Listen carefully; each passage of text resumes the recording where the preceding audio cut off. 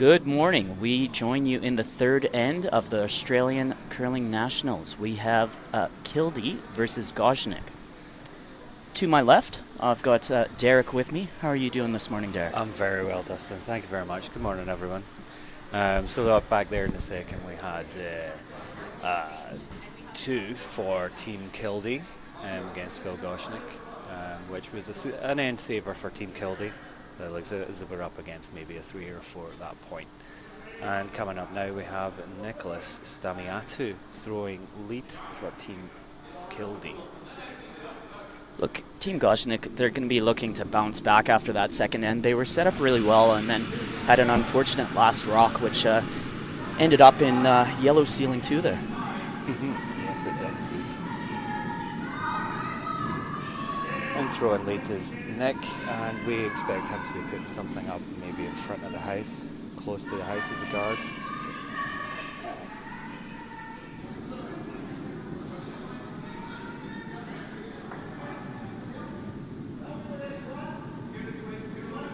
And they're on it early. But it's looking good. Looking good. Trying to drag that rock closer to the center line with the new center line rule. If a rock does get on the center line, it can't be removed until the 6th thrown rock. And playing lead on Team Goschnick, we have George Thomas. This is his first year curling in Queensland.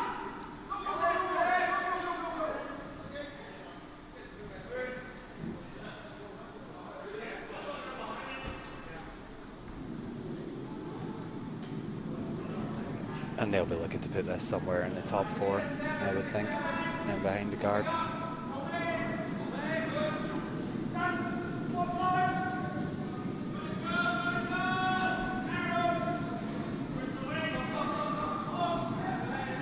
And it's looking pretty good there. Maybe we want to try and curl it at the end. This is a very good shot there from George Thomas. Yep. Great positioning, top 4, in behind the guard. Exactly what we want. The summary of the other games on the other sheets today, we have Hugh Milliken versus Ian Gagnon, which are tied up 1-1 after 2 ends. And we have Team Lushak versus Anne Powell out of Victoria, and they are 2-1 for Team Powell at this point after 2. And here comes Nick.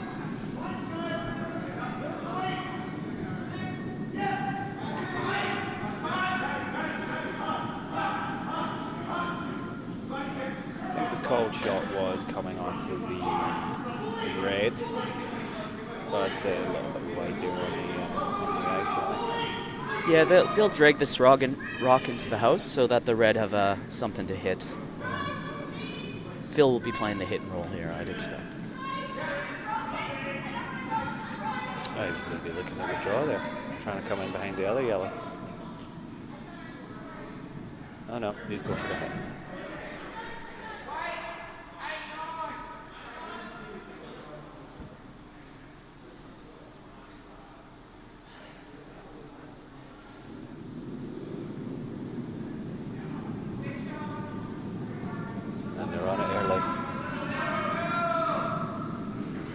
To move yet. Playing for the tap, are they? Oh, that's unfortunate. Just a little high and through the back. And playing second for the Team Kildy is Andrew Swede.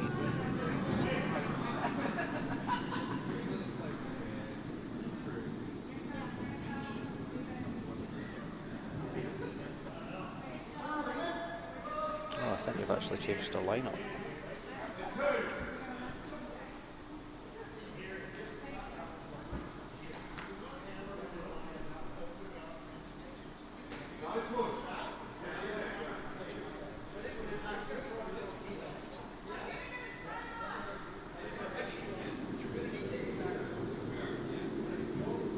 They're just looking to come around that front guard and get on top of the red.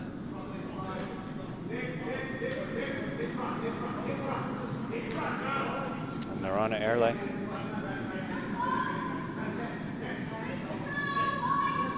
Pretty good. Bit light, but he's probably going to pop out the other side, I think. Just falling short of the house. The line was really good there. It's too bad the guys didn't jump on it a little bit earlier. And we've got Matthew Heskett playing second for Team Goschnick. Going for that front yellow again and hopefully get a little roll in behind the guards.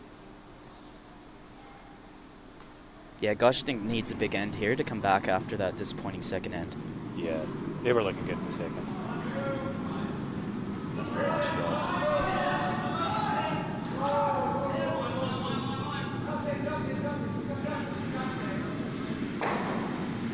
And that's plan A for Goschnick, comes off. Probably would have liked to stay around, but that works pretty well in their favour at this point.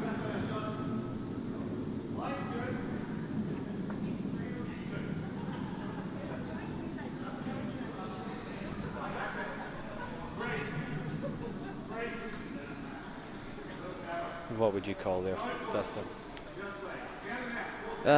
In this situation, I'm probably sitting right on top of the red rock, sitting on the top four. Just trying to force the one here. With Goschnick having hammer, if we can force him to one in this situation, yeah, we're in a position of power there, getting hammer back in the fourth end. Yeah, unfortunately, I think he's put it a little bit heavy, a little bit through. It's okay.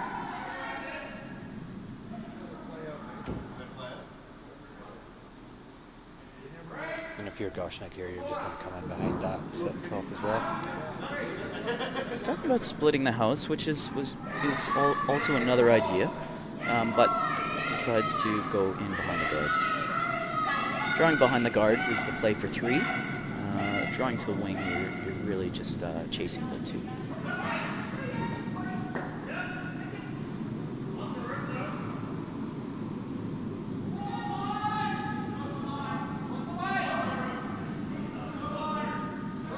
Look, they're trying to curl that a little bit.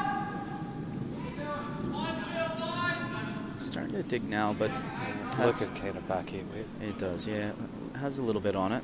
We'll see what sort of sweeping, and it's through the back end there. Oh, that's disappointing. That's not what you see.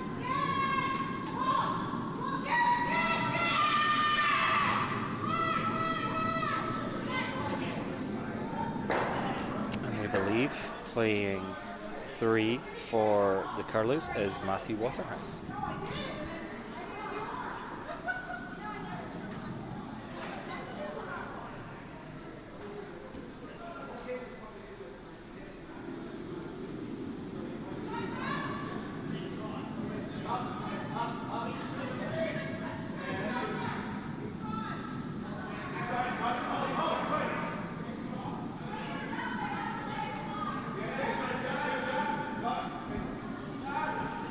It's looking pretty good there.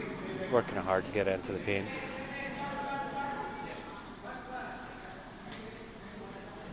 And just coming up short.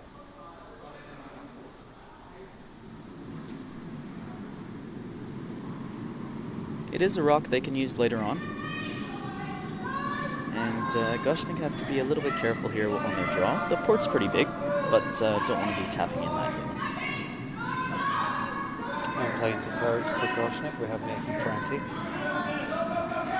Nathan's thrown some good stones so far this comp.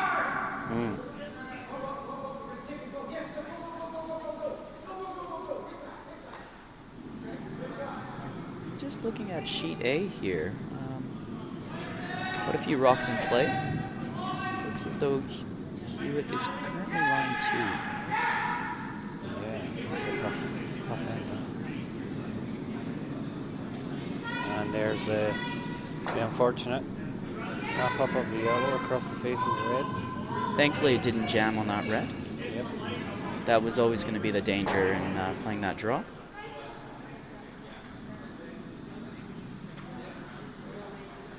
Sorry, Milliken line 2, not Hewitt. Dean's not playing in the Australian men's this year. He's just won bronze in the mixed doubles, him and Tally Gill. Congratulations to them. They played fantastic and represented the country fantastically. Great result for Australian curling. Big shout out to Perry Marshall too, the Australian national coach. He's brought that team a long way.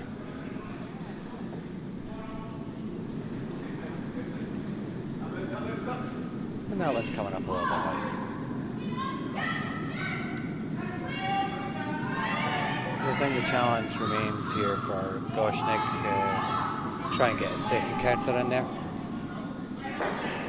Yeah, straight draw. Right around the guards. And he's looking at the hit. Try and hit and flop under cover.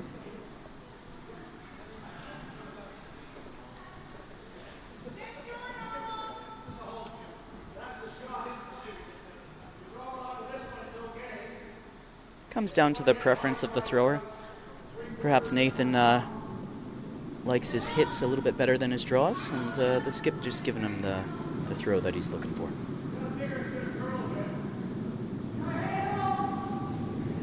We're holding early.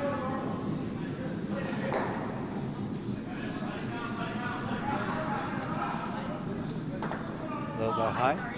And we'll get a roll to the wing. Nope, he's hit it on the nose. Presents an opportunity for the double, I think, for the Curlews, which are officially called Team Kildee.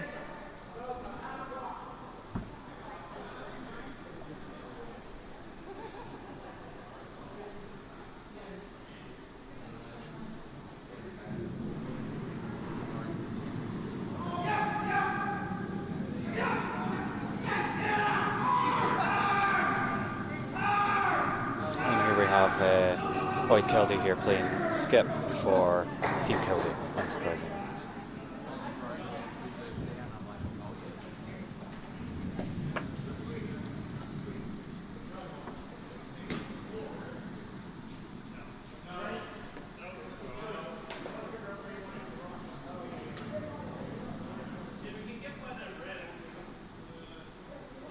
I think he's throwing a little bit of weight here. That's It's a bit of a zoomer weight, isn't it? It is. It's it is. big weight. I think he's just flicked that out. Yeah, that's a little bit high. He's not going to get the outcome there. And that presents an opportunity for Phil. I think he's line 3 at the moment. Be able to draw in behind that guard and put in a 4th. And if the end was to finish that way, that would bring it a draw. But there's still a few rocks to come. Yeah, he's looking at a few options here as well. I think he's also looking at trying to guard up on the outside there. Try and guard the inside of that front red, take off the double. You can also draw around the other side. Yeah, playing tolerance there, obviously drawing around that wing. If they happen to come up a little bit light, it presents as a guard. So you're still getting a benefit out of the rock, even though you've missed your initial shot there. And that on sheet 8 is a big shot from Ian Gagnon.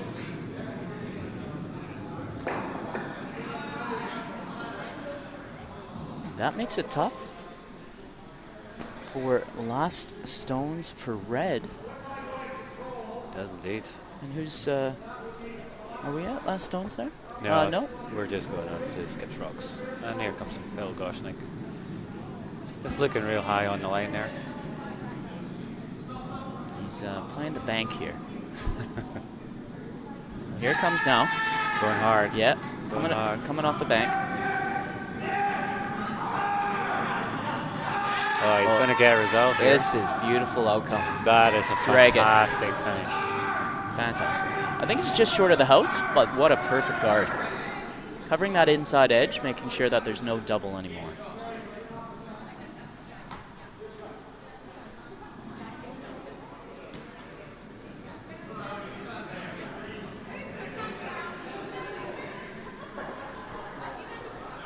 Ooh, interesting outcome there on sheet A with Gagnon now sitting 2 That's on their first Skip's Rock.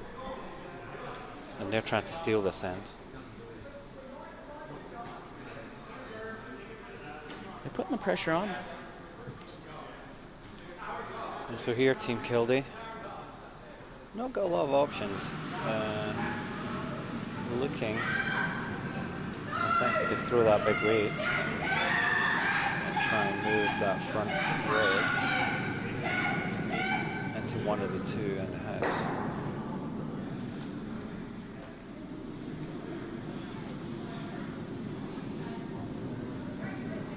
It's not a huge weight.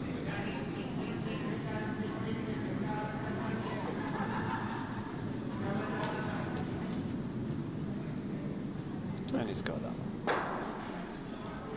So that cuts down Goschnick to a 2, I believe, at this point. Yeah. And this is last shot coming up here, leaving Goschnick with a free draw for a 3, which brings him right back into the game. Well played end. He'll be hoping to capitalize on that.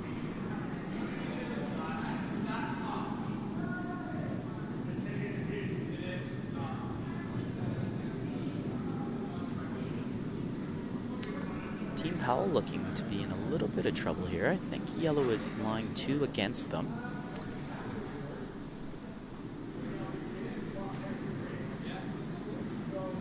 That's going to be a close game right to the end, I think.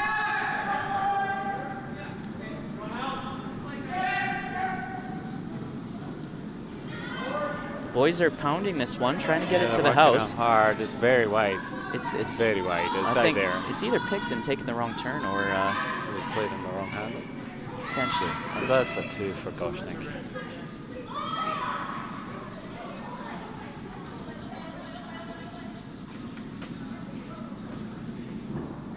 Well, 2-4. It's still a close game. Yep. And these two Queensland teams play up at Bindle, north of Brisbane.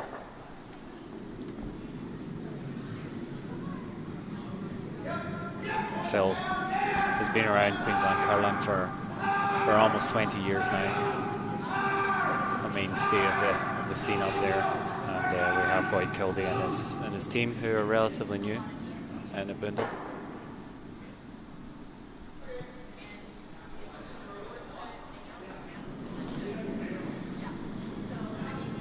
And on sheet A, we're looking still at the end of the third end.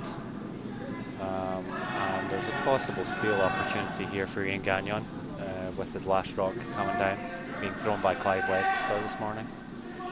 Yeah, they made a swap from their first game. Ian was throwing skip rocks. They decided to swap it up a little bit and have Clive throwing skip rocks today. Seems to be working for them as they're keeping it close with a very good team. Yeah. And then the first rock there from Phil Goschnick's team. They've got a long guard up there, which is not a bad outcome. Well, the good thing about that guard is it's right on the center line. And as we know, there's that extra protection once you place it on that center line.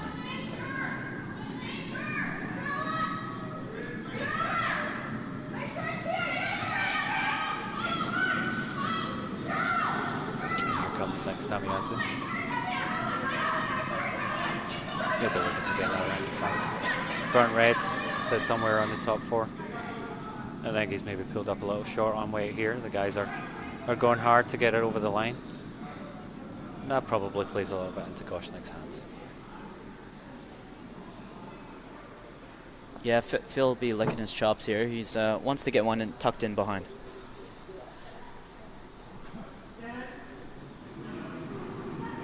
That stagger adds a little bit of extra protection on those guards.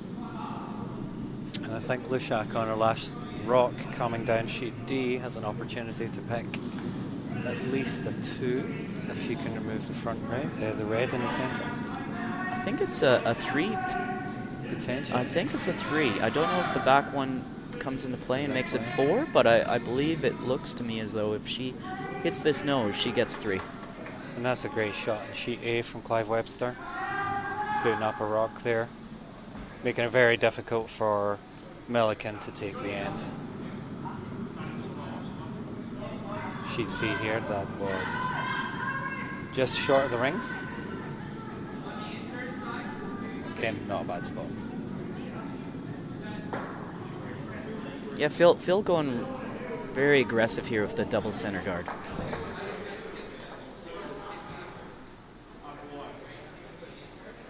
He'd love to steal in the fourth end and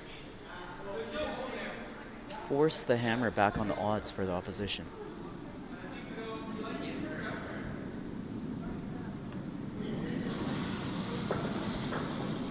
And that, unfortunately, on sheet D for Lushak was a 1 against.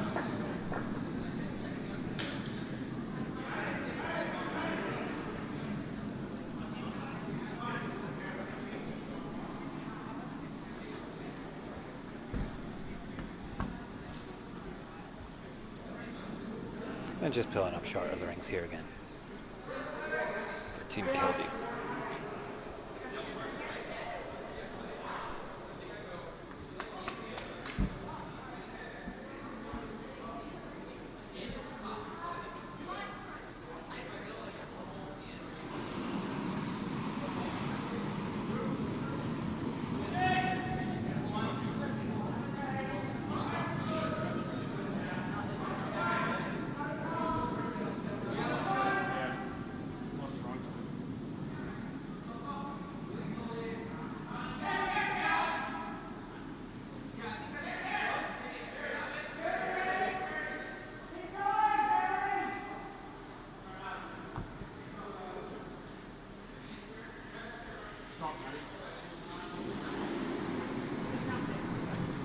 Beautiful draw there by Goschnick. Oh, beautiful. This is a great end set up.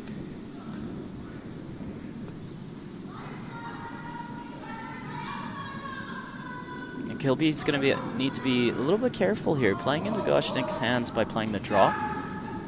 Others might choose to start peeling and open it up, so you've got a little bit of easier entry into the forefoot when you've got hammer. He's looking a bit light there, so I think he's going to take something in that front, maybe move some rocks around, but not got an awful lot of weight.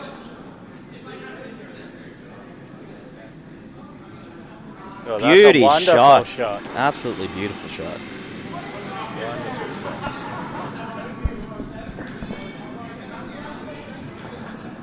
So Matthew Heska's going to have to follow up his draw and try and pick the inside edge of that yellow. Yeah, if they can get a little bit of an inside roll, there's plenty of coverage there to protect it.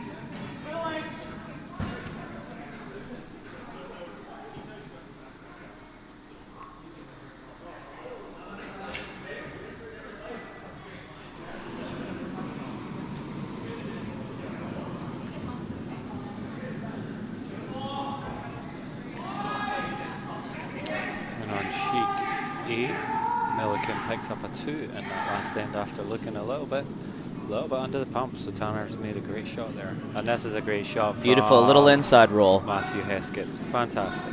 Great shot.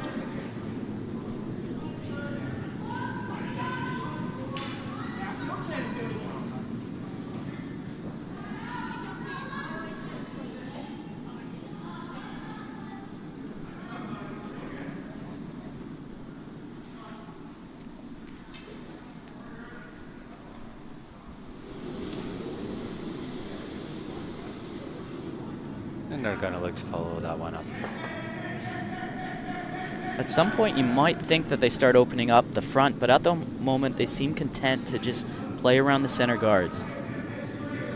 I think it's a game of playing to your strengths, Dustin. I think these guys don't necessarily have the larger hit weights, and so they're trying to play softer, lighter shots. Just a misjudge on weight there. The sweepers were pounding it a little bit, and unfortunately just through the back end. And here's Goschnick with Nathan Francie looking to possibly take the other line down into the top of the forefoot.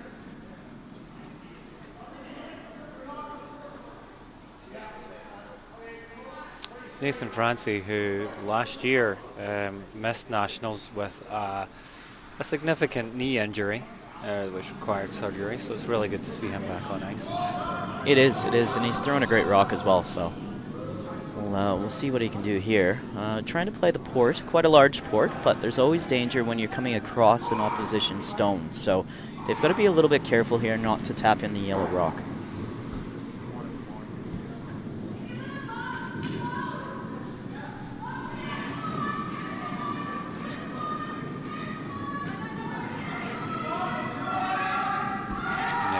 they're on it early, so they're clearly worried about line. Yeah, it looks as though they're coming onto that center guard. Yeah. Which, to be honest, they're not going to be overly concerned about. It just adds some extra protection. And to be fair, it's probably ended up in a good position.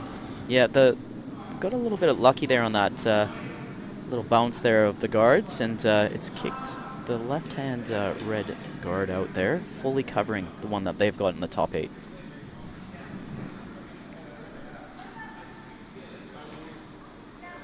This is where you would want them to be. If you've got Lash Rock, as you said earlier, listen, you're going to want to be cleaning that up a little bit, giving your skip a chance to get into that forefoot.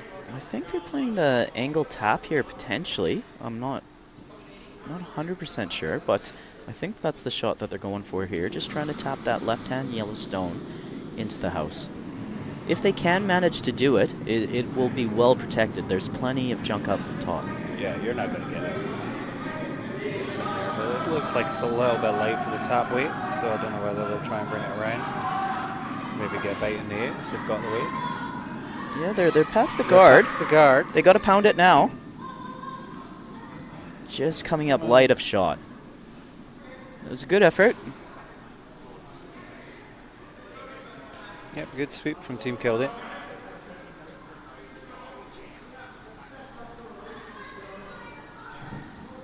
Goschnick deciding to leave that side of the house alone and come around the open wing. I think with that added protection from the last shot, you've got a good option. Even if you come around and you're a little bit tight, you can still promote your own red onto the forefoot. Yeah, probably looking to come right around it if possible and bury it right onto the forefoot there. But as you said, if they happen to be a hair tight, then they'll be able to play that tap. Looks like he's got plenty of weight here.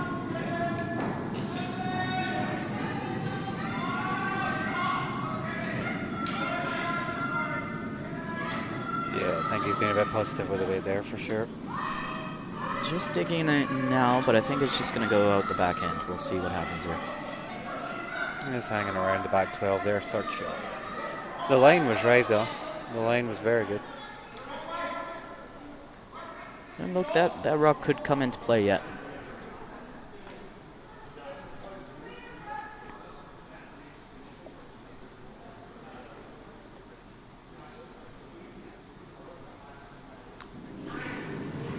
Team Blishak on sheet D really needing to score in this end, going into the fourth end break.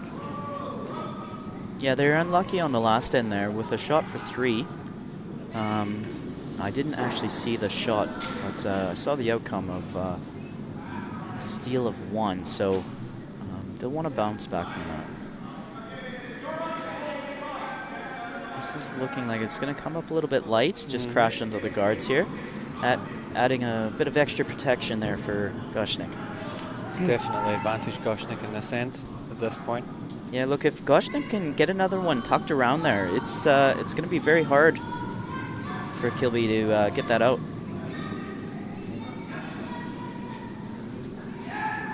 He's got the added backing there as well. Yeah, I think that's the right shot. I think if he comes onto that backing, he will probably pick second shot. As you say, you want to tuck that around. You want to get that into the forefoot.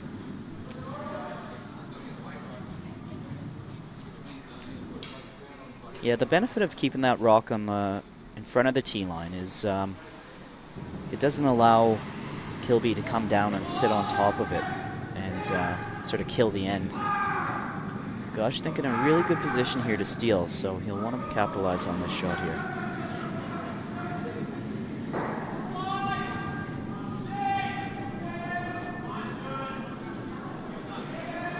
Well, it looks like it's close for weight.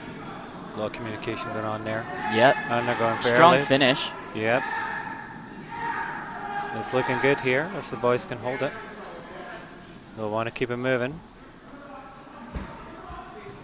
Oh. I think they just got it. I think they're just shot. It looks like second shot. Fist bumps all around would indicate that that's the case. Good shot, Phil Goschnick. Does set up a double there.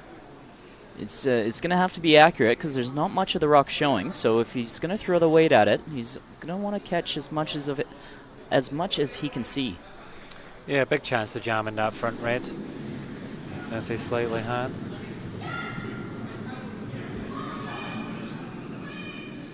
And again, early on we talked about the potential change in strategy and opening up those guards. You know, if that had been the case, you know, Skip's throwing a much easier stone now rather than having to play what is a very difficult shot here.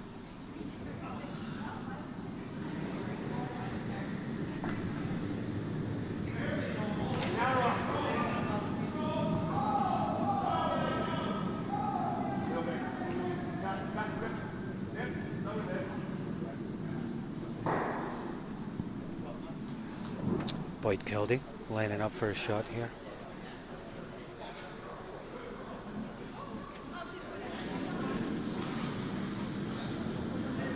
He's got the weight. Line was good. Line looked okay. I think they need to get on that, maybe. No, this is looking good. Ooh. Oh, he could have picked this. Oh! They needed to sweep that just a hair. Great effort. Great shot, though, to remove the second stone. Goschnick still lying one. Will he be happy with the one and just guard it up, or is he going to go for it and try and tie this game?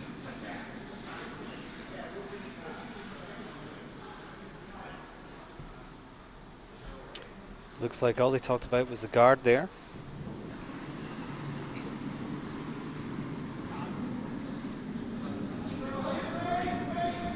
Look, a steal and one in the fourth end's a positive. Go into the fourth end break, rally the boys, and come back in the second half.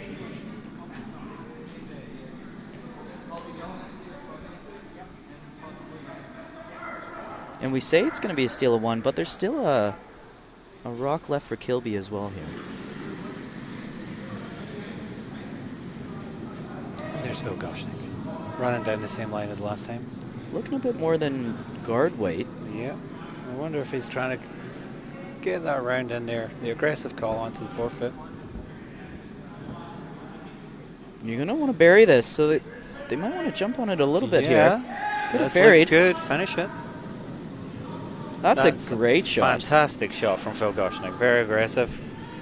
Puts Kildee right under pressure. Not the called shot, but you know what? He's happy with the result.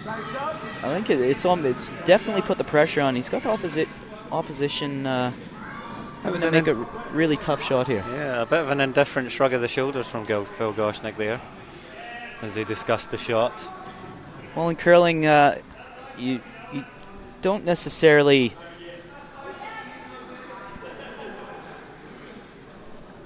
technical difficulties here. Sorry.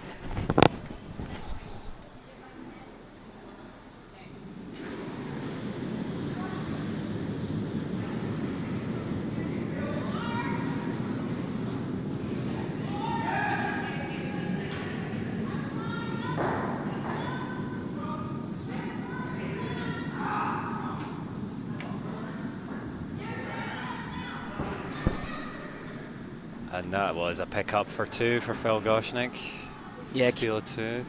Kilby just a touch heavy there and touch wide on the takeout attempt, and yeah, fantastic outcome. We are tied going into the fourth end, and we'll leave you for a few minutes while the teams have a chat amongst themselves.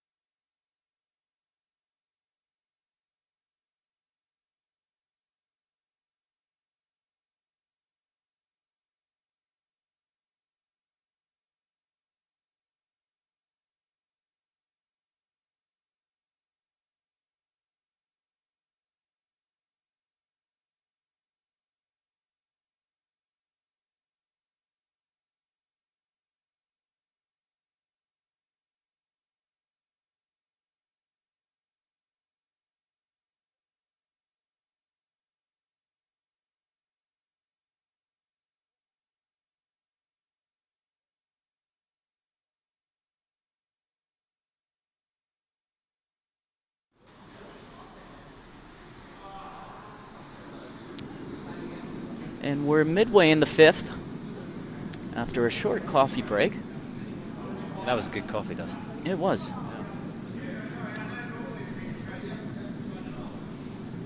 And we have, it's quite an open end up here right now. Nathan Francie with an open hit here to set 2, trying to force the 1. Kilby maybe learning some lessons from that last end, not playing a bunch of junk up front, and with Hammer you kind of wanted a little bit more open. So you've got the opportunity with your last stone to score. And that looks pretty good from Francie. Oh, it's over curling. It's over curling. He's going to have to do some work after the hog line, after the second line. And it's just not enough. And that's going to present Team Kilby. Kilby? With an opportunity for a 2 potentially.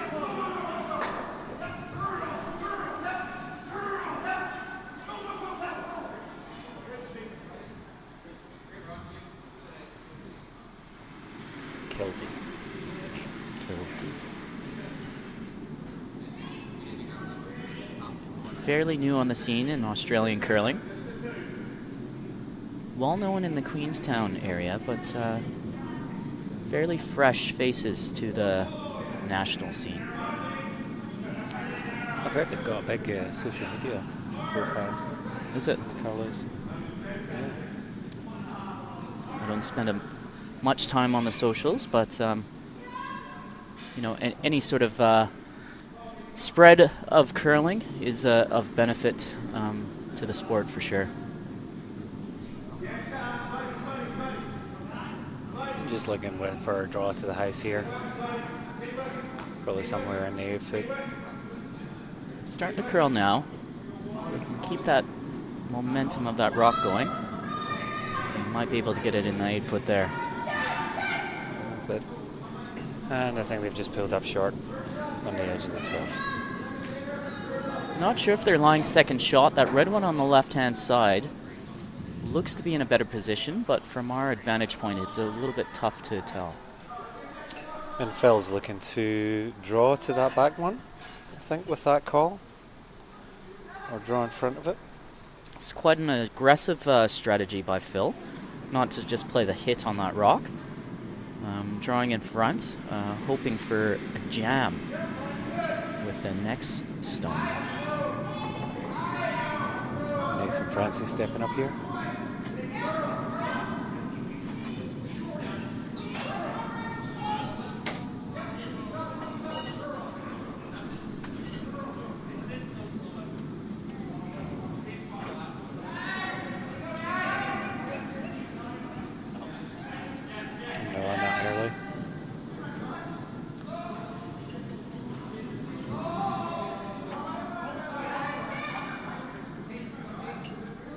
Again, just a misjudge of weight. The sweepers were sweeping that and swept it all the way through the house, unfortunately.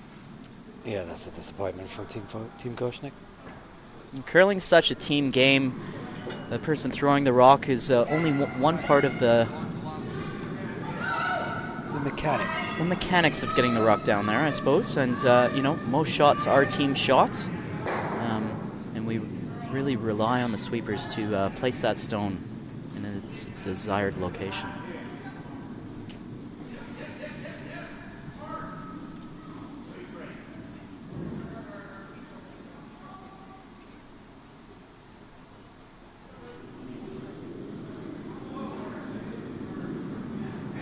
And this should be a straight draw to the 4 foot.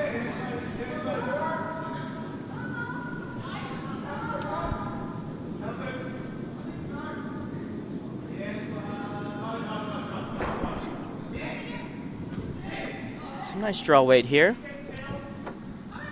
Maybe just coasting a little bit behind the tee line. Yep, back 4, nice weight, good rock.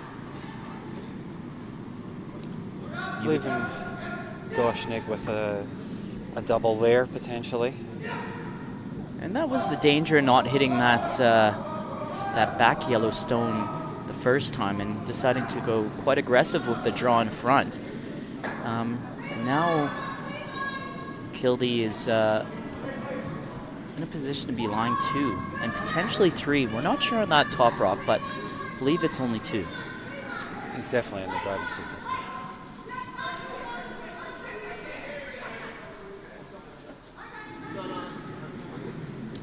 Phil Goschnick throwing some heat.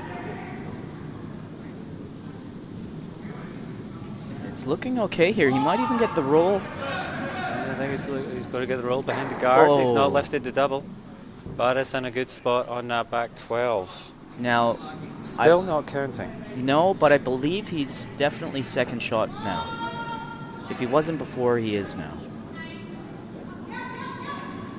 Difficulty with Goschnick's got is he's running out of stones. He's only got 1 left. And Keldy's going to come up here, and if he gets his draw, he would be looking very strong for it too.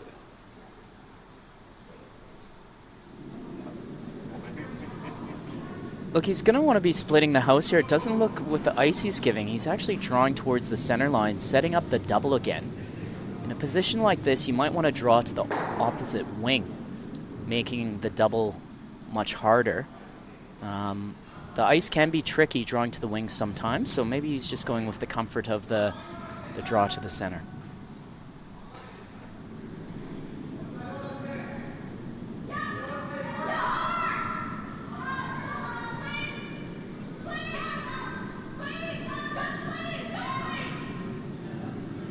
Keldy's coming in.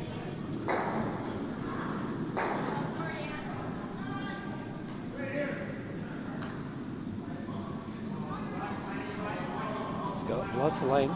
Looks like the weight's all there. Still on that front yellow. He's No, past the yellow that now. Looks to be just drifting all the way through to the back. Presenting an opportunity for Goschnick to get out of the sand. If he can make a hit here on this back yellow stone, he'll be lying 2 or 3 and putting Kilby under pressure there. He'll have to draw for 1 if this hit can be made. There's a bit of a conversation going on there, but the shot has to be the hit, right? Yeah, I think it's more conversation about the ice, what ice to take, what weight to take. And ultimately, it'll come down to the thrower with whatever weight he's comfortable with.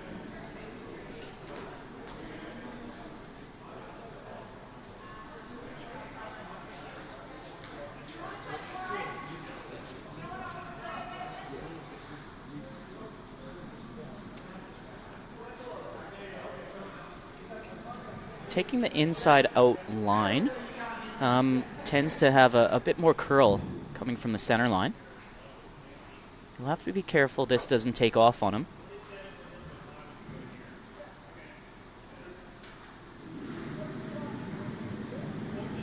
And they're on it, straight out the hand.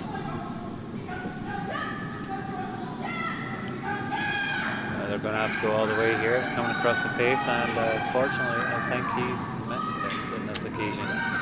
Yeah, very unforgiving line when you're playing inside out. If you happen to turn that rock in just a touch, it takes off straight away out of the hand, and even if you're a fantastic sweeper, that's an incredibly tough one to hold. So Boyd Kildy here with the opportunity to draw the 8-foot for a 2.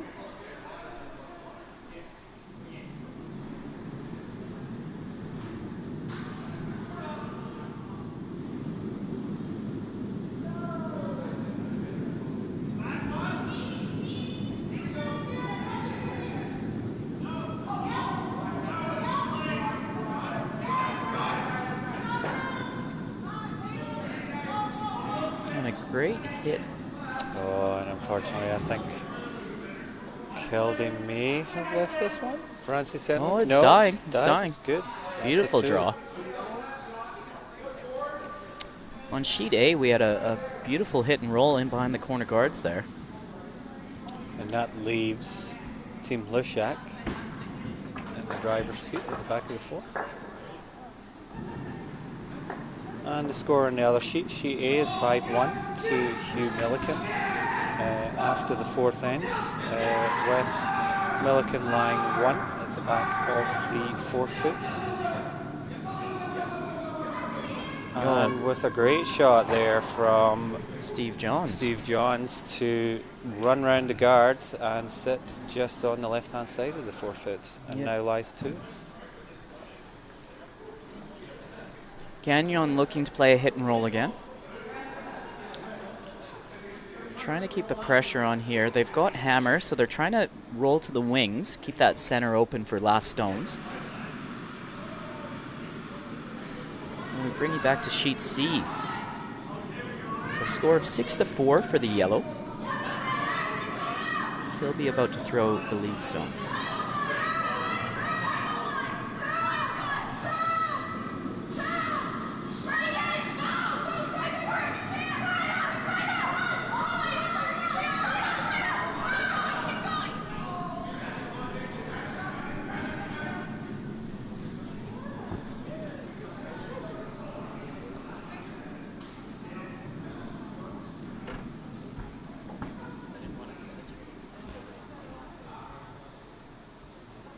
And we're just receiving a delivery of coffee from Thomas Spence, soon to be known as the pin-up boy of Australian curling.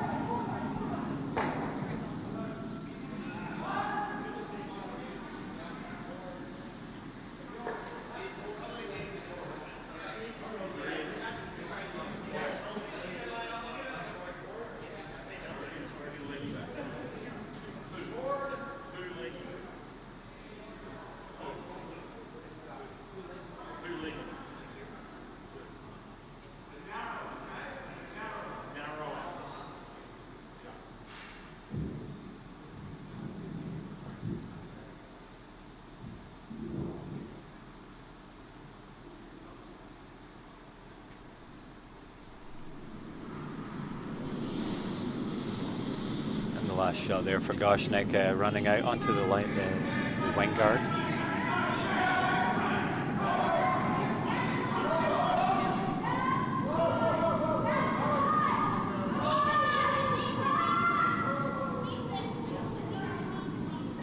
And a long centre line guard there from Nick Stamiatu.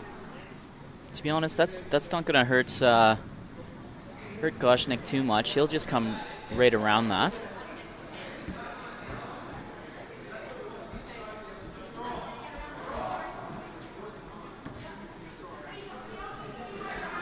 Thomas stepping up here as lead for Phil Goschnick. As he said, George's first year competing at nationals, and he's thrown a few good rocks in the time that I've seen him. Looking a little bit heavy here, maybe. Starting to dig and take some curl. Yeah, I think that's going to hang around. You're going to want to finish that. That's a great win. Beautiful.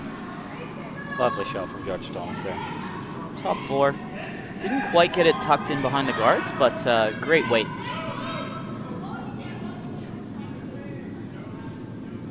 And on sheet A, we have Clive Webster just making the hit and a little bit of a roll to the back of the 4 foot to lie 1. Still very open end.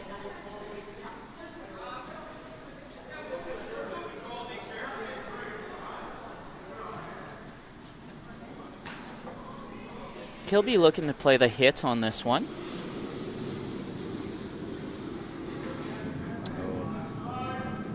I think he's just put that a little bit inside there. Yeah, it looks as though it's coming on to the top yellow. Might even curl past that potentially. Just a little. Like that probably suits Goschnick a little bit more. Yeah, it's a double-edged sword, that one. It's protecting his rock, but it's really starting to junk up the middle. Goschnick with a hammer in this end. And they're having a little conversation between Phil and Nathan as to where they go next. Nathan full of emotions here. He's I say that tongue-in-cheek. Nathan doesn't show much. He doesn't give much away. Wouldn't want to play poker against him.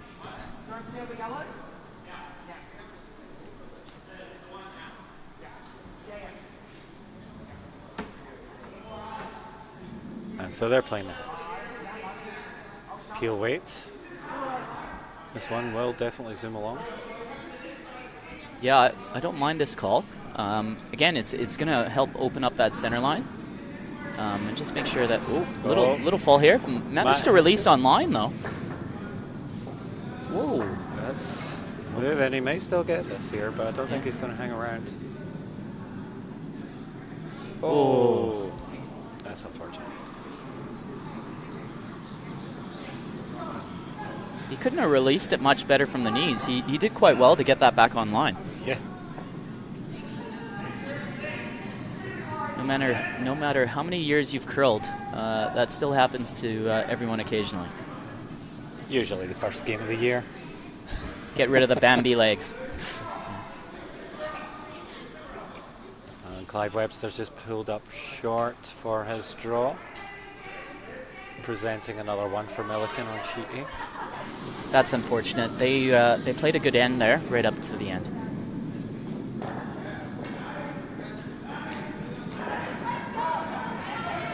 And Kilby here, maybe playing a little tap and roll on their own.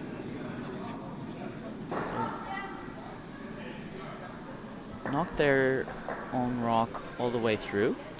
Not the first choice, I don't think, but still presenting a difficult situation for Goschnick. Yeah, look, a lot of noise around the middle. Yeah, 100%. And that top 12 rock there, the yellow stone that's on the center line, that's really a danger rock at the moment, because whether you mean to or not, that rock can be knocked back into the top 4 or onto the button quite easily. And I think He's called the guard. Yeah, he's acknowledged the danger of that stone, and I think he's just wanting to make sure that they can't access it easily. So he's putting something else up in front of it. The problem he's going to have is later on in the end, when he needs to try and find that 4-foot, if he wants to try and take his 2. That's 100% correct. Yeah, it's almost a backwards strategy here. Fill with hammers plugging up the middle. You also need to watch the positive on this weight, because it looks like it's going to pop that yellow back a little bit. Don't think there's any damage done there.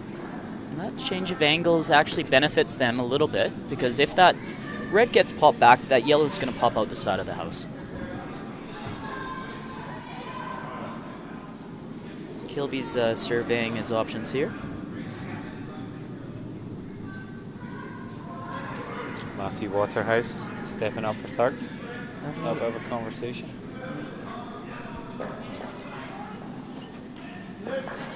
So Team Blushak on sheet D picked up a 1 in the 5th. Score there 4-2.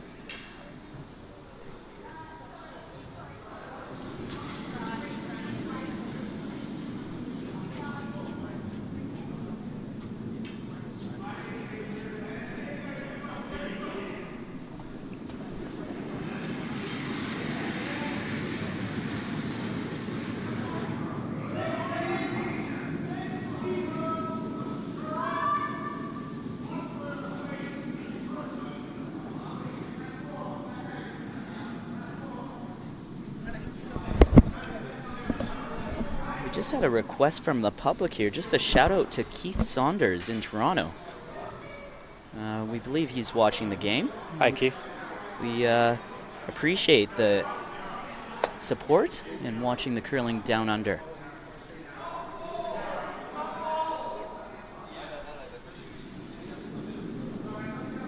Nathan Francie lining up here for his first.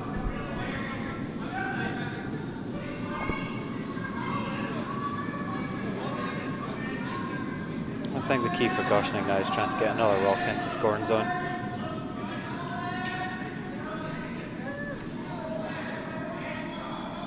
Let them lift their 2. And this is looking pretty good.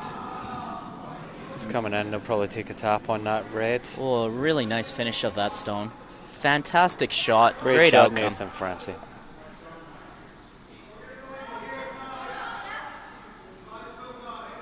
Also competing in the mixed doubles event after this one with Joe Robbins. Yeah, they had to take a break from the mixed doubles with the injury to the knee, but I think they're happy to be back at it.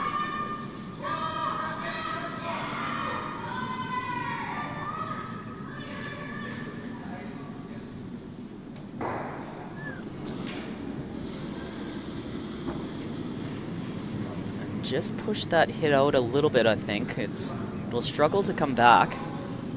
It's not up weight. It's a little bit down weight. It's starting to cut now, but I think that's away. With the competition ice being extremely release sensitive, it really does make you pay if you're a little bit inside out or outside in on your release. Rock not taking the curl.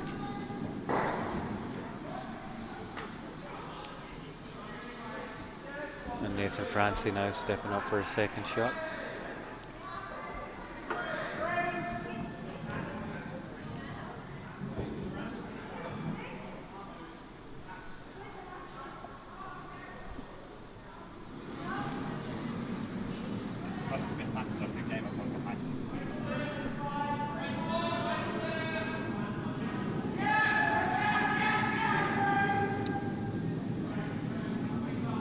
Looking to draw another one here, and again the weight looks good. They're going to want to get on it. Both of the sweepers should be pounding that one.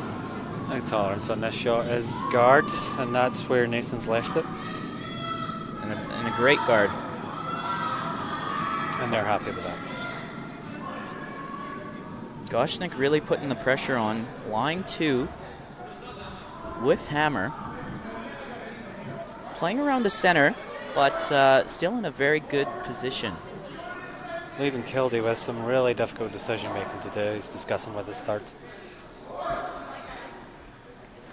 And again, this is where we talk about potentially opening something up so that you have a shot, an option with your last rock.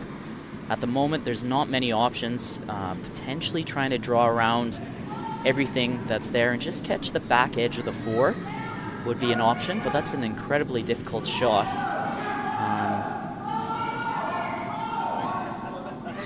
I think right now the shot they're calling is trying to come around and maybe take a edge of that button.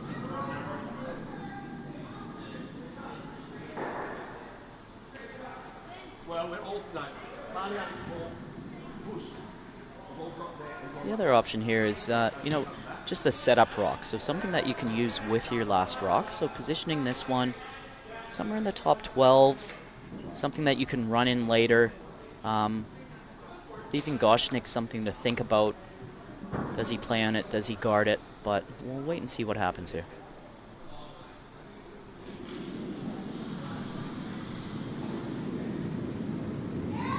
Kildee's coming out. He's got a bit of weight there. I don't think it's going to come back with that sort of weight. It is digging in a bit now and starting to take a curl. I think he may have an edge. No. No. No, just through the back of the house. And Goschnick, is he going to play it safe and just throw up another guard here, or is he going to go for it? This is really an end where, he could not only tie it but also take the lead here.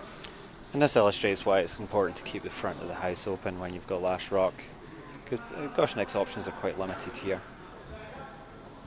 without causing him some issues.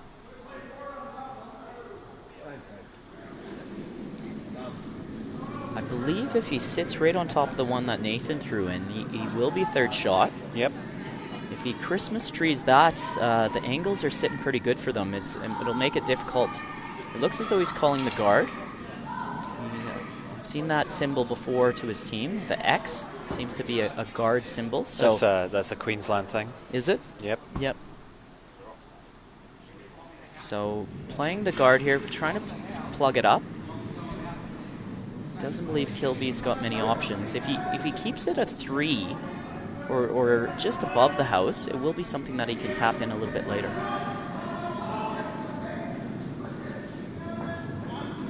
Not a lot of handle on that rock, and actually I think it's going to take the other turn. No, it doesn't. No, it's very soft Very, release. very soft. And just coming into a stop, that's exactly where they would have wanted it, making it extremely difficult for Kilby. It's difficult to see where Phil's going to get that third shot from.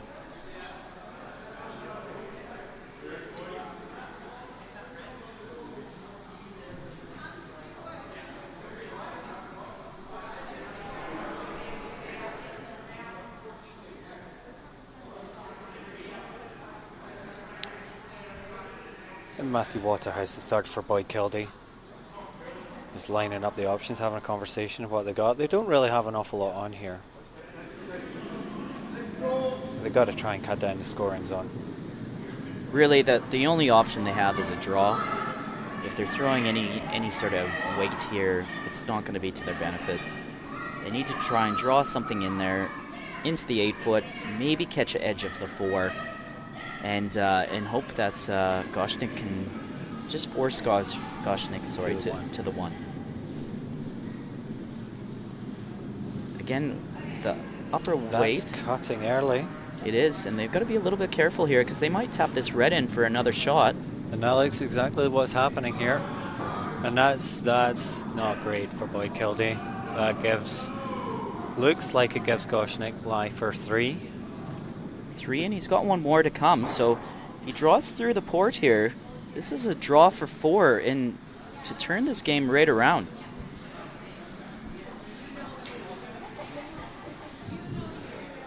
Big opportunity for Phil Goschnick here. And he's not coming through the port. Deciding to throw it away. He's a bit afraid of tapping in one of those yellows, I believe, and he's happy to take the 3 in the lead. Coming down to 6, which of course if he takes his 3 here, means he will likely have the 1 in the last end, and he throws it away. And that is a 3 for Goschnick to take the score to 7-6.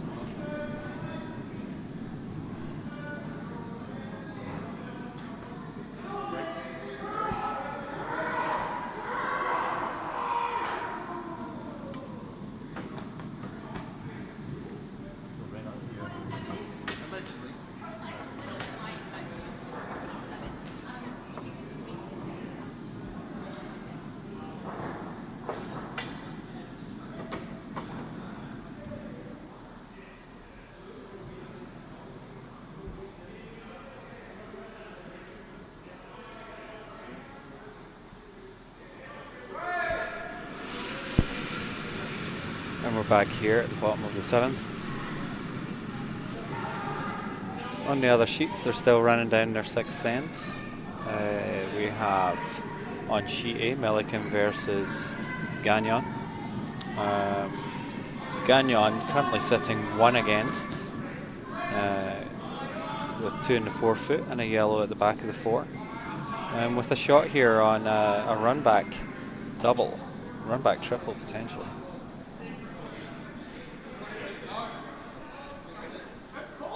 And on sheet D, we have Lushak about to throw her last rock, looking like she has potentially shot rock, or certainly maybe second. Yeah, there's 4 stones there that are all around that split of the 8 and 12 foot.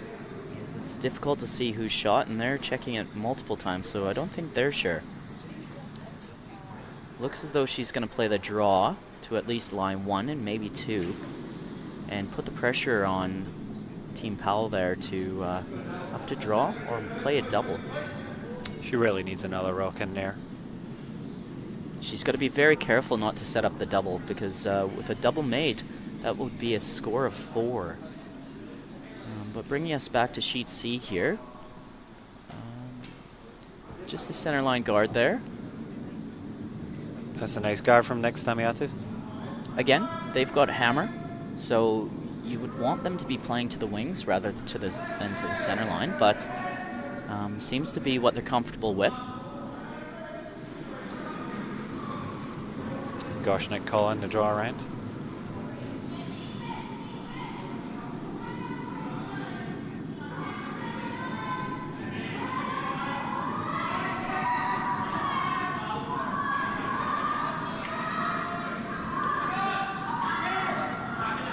Lushak's team going hard, and that's a great shot from Amanda Lushak. Right the corner of the 4. Half buried. You wonder how much they can see, because if there's a double there. Certainly, Jen Westhagen's looking at it.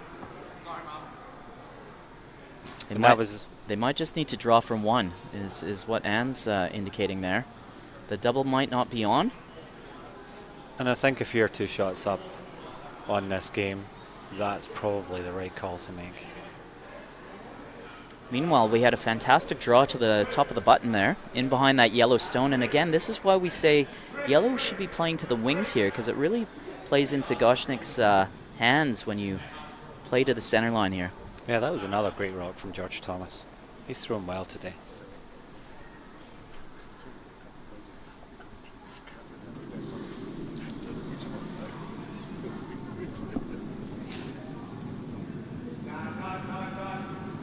And next Damiata just trying to follow that one up.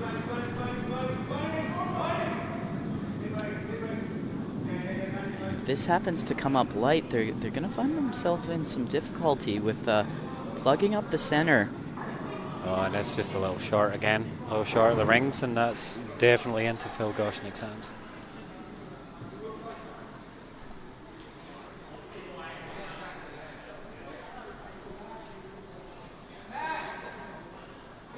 And we have Tanner Davis throwing his last on sheet A, looking to come to the back yellow, which is currently the short rock.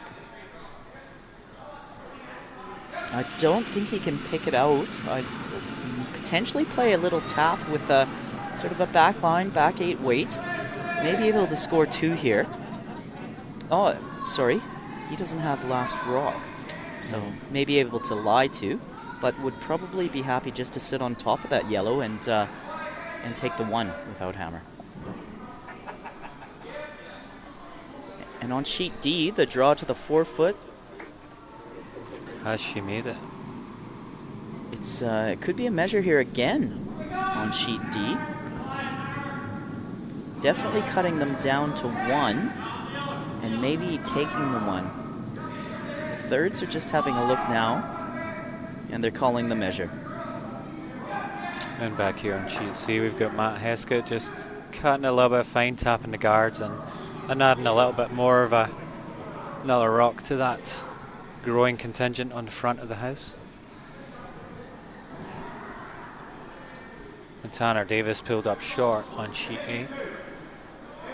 So currently Ian Gagnon lying 1, having to draw full 4 foot to take his 2. They're talking about a little hit and roll here into the 4. And this is going to be about confidence, right? Yeah, it's for going to sure. be what you like. Yeah, if they can take a 2 here, they're going to be very happy with that. Back on sheet C, Kildee deciding to play a little tap back, I believe. Again, you might think about trying to open something up to give your skip some options. And that measure looks like it's yellow, so it's a 1 to yellow, keeping Lushak in the game. Score at the end of the 6 is 4-3 to Team Powell.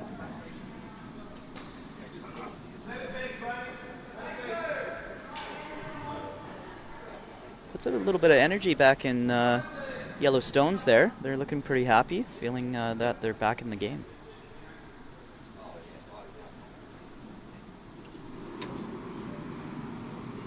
Matthew Heskett here on sheet C. Looking like they're just trying to get around that front one on the 12 foot. They're definitely past the guard. It's all about weight now. Heavy there. Starting to dig now.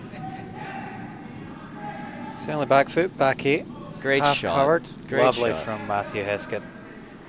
And they took that deep enough that they're not in risk of Kildee sitting on top of that and being able to get shot rock.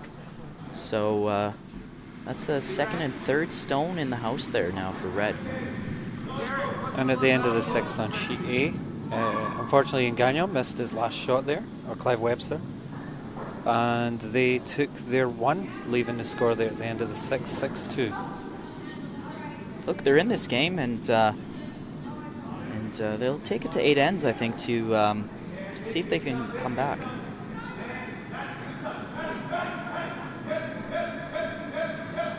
And here's the tap up from Team Kildee. And that's a nice rock. That's a nice weight. It is nice rock, but they're not shot rock. And it just adds a little bit more clutter up front. You think Goschnick would just throw another guard. Throw another guard up there and be happy with the steal of 1. But that tap does mean that anything that is run back now, the yellow stone will stay and the red rock will go. So, I think he's called the guard here. Yes, he has. Yep. As we see that Queensland X come up. It's not a symbol I'm aware of, not being from Queensland myself, but every time they make that X, it seems to symbol a guard. So. And Nathan Francis stepping up for his first rock of this end.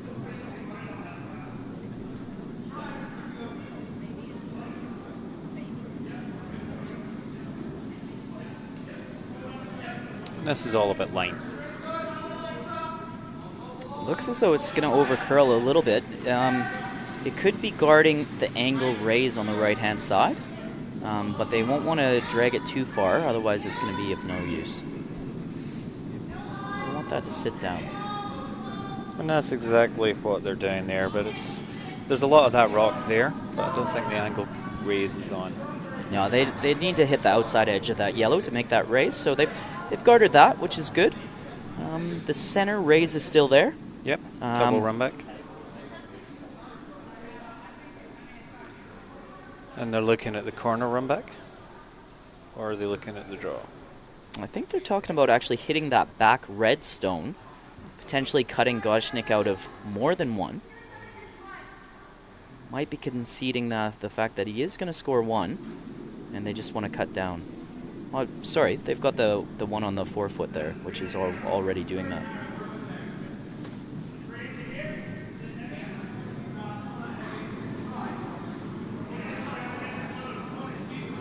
Just a bit of discussion going on here around the shot. Talking about doing something with the guards. Hopefully it's throwing some heat at it and either opening it up or playing the run back.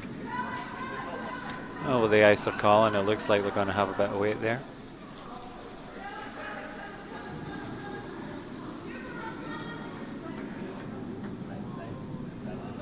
Not huge weight, so might be playing the port here. And it's looking really good, I'll be honest. This could be a fantastic shot through the port. Oh, he's made the port. He's made the port. Oh, and he's just... That's actually come out really well, and it's changed the angle of those 2 center guards. The angles actually favor Kildee at the moment. Yeah, that's not a bad shot at all. Phil's going to make a guard here. That was a fantastic shot through the port. Well, he's not got a lot of options to access the 4-foot at the moment, Phil. And he's still in the driving seat with a shot rock.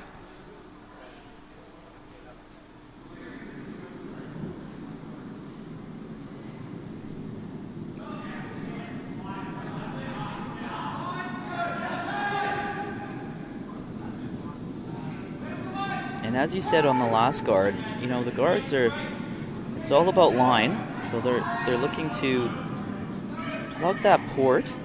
It's overcurling a touch. Haven't really achieved the outcome they were looking for there. The port's still there, and there's still opportunities on the other hand, other side of the ice, for Kildee.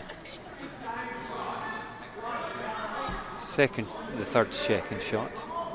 Well, he just threw the port, so anytime you've got the chance to throw 2 of the same shot, you're likely to go for it.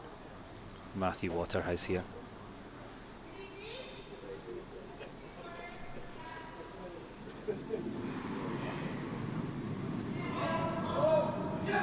Let's see if he can do it again.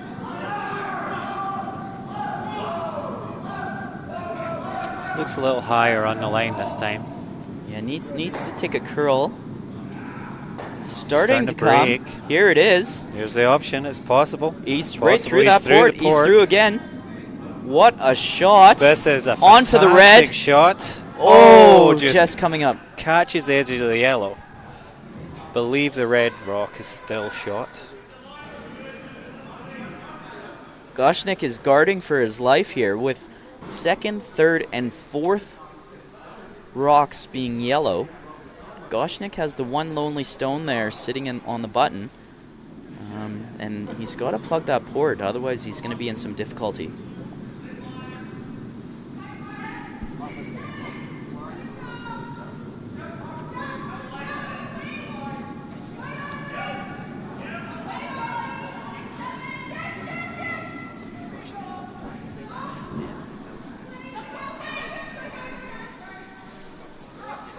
And a bit of pressure around this shot for Goschnick.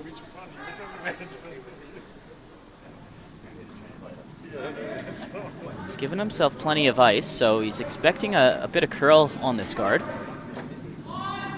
He was up off the ice early. Starting to take some curl now. And they're curling it, they're pushing it. The weight's good, it's all guard. Line's looking real good if they can drag it just a little bit further and plug that hole. And that's a beautiful stone by Goschnick. I think the port's still there. It's tight. They've closed it by half a stone, but I think you're right that you can see the pathway straight through there. And on that last stone, they actually moved their front yellow rock just slightly, making the red a little bit more accessible. You know, a backline hack weight here could tap that red stone out, and Kildee could be lying 4. Big shot for Kildee here. Real opportunity.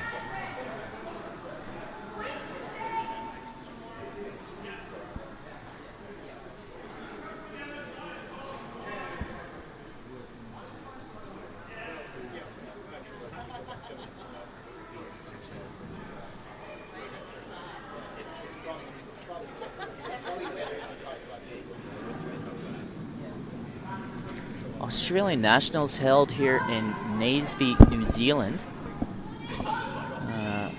Fantastic little town, a couple hours out of Queenstown. Beautiful drive. It is beautiful drive, and if you're lucky enough, you might see some hobbits, as Lord of the Rings was filmed in this region, so I've been coming for a few years now, and I'm yet to see one. It's disappointing. Boy, Kildee, he's not playing the port shot. He's coming around the other side by the looks of it. I don't know if that shot's there, to be honest. I'm surprised he's not playing the port, seeing as they just made it through that port twice. A little bit of a wobble on the delivery there. And the rock feels a little bit high. Oh, and it's taken the other turn, and it's heading straight to the boards, and that's unfortunate. Little wobble and slip on the delivery there, and unable to recover from that. Bit of a let-off there for Phil Goschnick. Now, Goschnick, he could try and go through that port to get another one in there, but as tempting as that is, he's going to play a guard.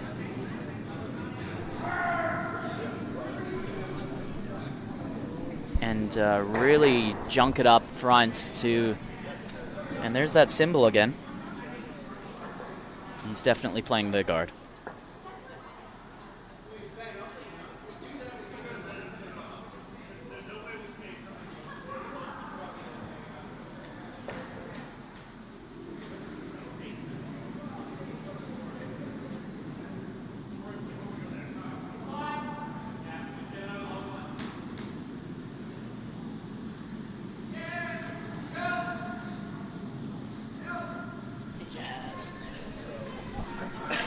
All right, here, and we have boys Kildee. Phil Goschnick just coming up light here with the guard. Not over the line, does not count.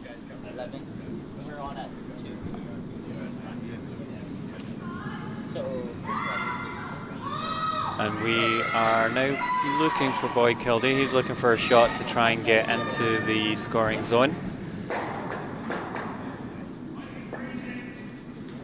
He may be happy, in this case, letting Phil Goschnick take his 1, feeling maybe there's a little bit of risk involved. Is he playing that double angle raise there? Well, red onto yellow. He called something out near the hog line there. Well, yeah, it looks like he's playing the double raise. The line's not there for it. It's cut inside, so this one's going to end up not doing too much. And I believe that's a steal of 1 for Phil Goschnick at the end of the 7th, taking the score to 8-6. Goschnick definitely in the driving seat. Yeah, 2 down with hammer is not a horrible position to be in. Generally with hammer, you want to be scoring 2 or more. There really is a benefit in having that last stone, especially if you can keep that 4-foot region open and get the rocks to the wing.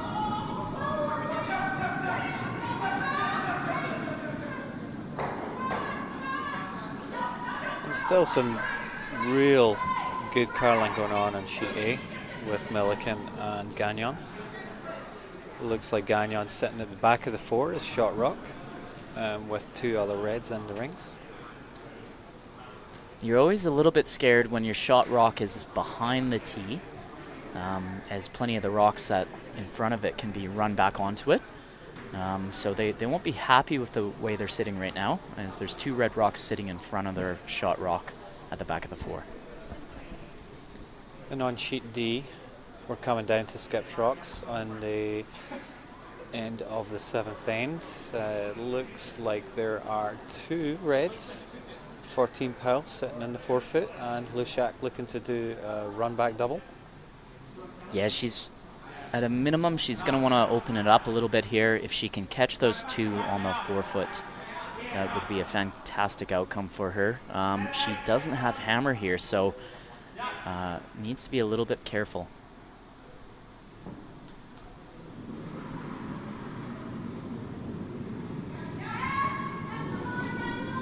And back on C, we have our first stone being thrown. And sorry, I didn't see. Did he call this into the house?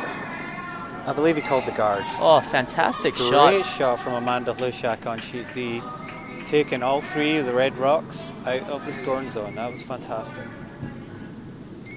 And that's George Thomas hitting the top of the 4-foot there on his first rock. Again, a great rock by George Thomas, showing great consistency across this game. Throwing extremely well for his first year at Nationals.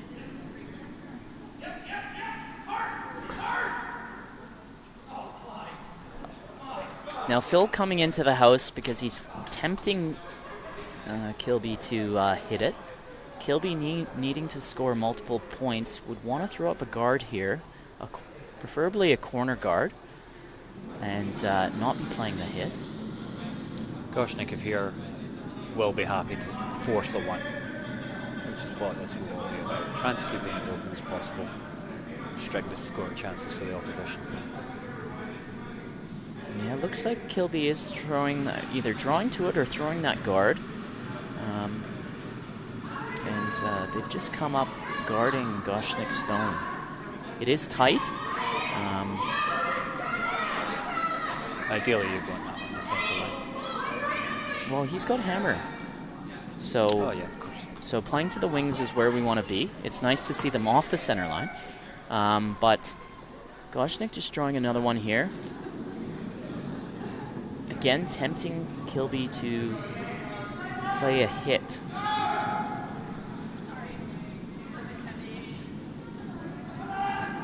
And they're sweeping hard here.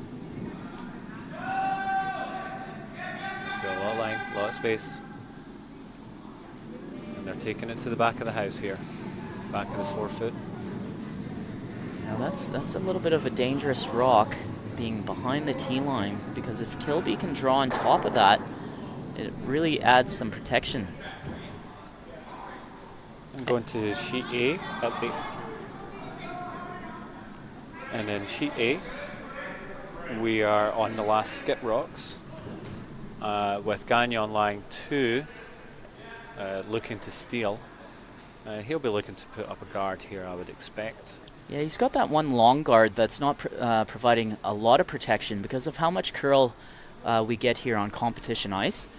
You know, a high guard, although it's in your eye line, the rocks are able to get around them fairly easily. So he's going to need to put up a second guard here to protect those two in the forefoot. That's the plan. The difficulty Gagnon's got here is they're lying there quite easily for a double. They are. That's why he needs this this last guard. Hopefully plugging it up and really making this a game here.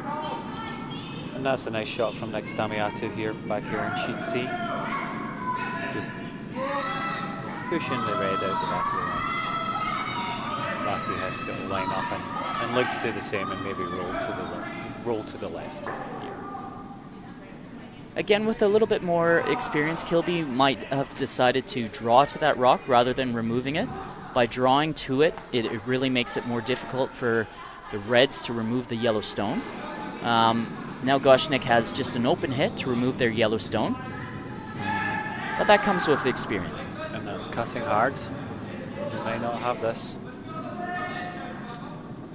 Oh, he just cuts it thin. In the end, not a bad shot for Phil Goschnick, thrown by Matthew Heskett. And he'd be happy enough to actually have that roll out and not have another rock in the forefoot for them to draw to. So he's sitting real nice here with only 2 rocks in play. He wants to keep this as open as possible, making it difficult for Kilby to score 2. And over in sheet A, we have Tanner Davis lining up for his last rock. He's got a double here. If he takes that double, that's for 2. And it looks like that guard was missed. I didn't see what happened, but there's no guard in play, so leaving an easy double here. He's made the double, and they will score 2. And that looks like that might be the end of that. Yeah, that'll be difficult to come back from. That'll take the score to 8-2. That's unfortunate because, again, they've played a good end and just unfortunately come unstuck with the last stones. And they're going to run down for an 8th end. Well, they're playing good enough to score some points here. It will be tough. They need to score 6 to tie it. And on sheet C, we've got Matthew Heskett trying to do a bit of a clean-up job around the front here. They need to let that curl a little bit. I'm not sure why they're sweeping. They're trying to curl it now. They're going to end up picking their own out. Oh, that's not what you want in your last end when you're 2 up. It's not actually not horrible though. Again, it's keeping it open. There is only 1 yellow rock in the house, and it's open. So Phil won't be overly concerned about that, I don't think.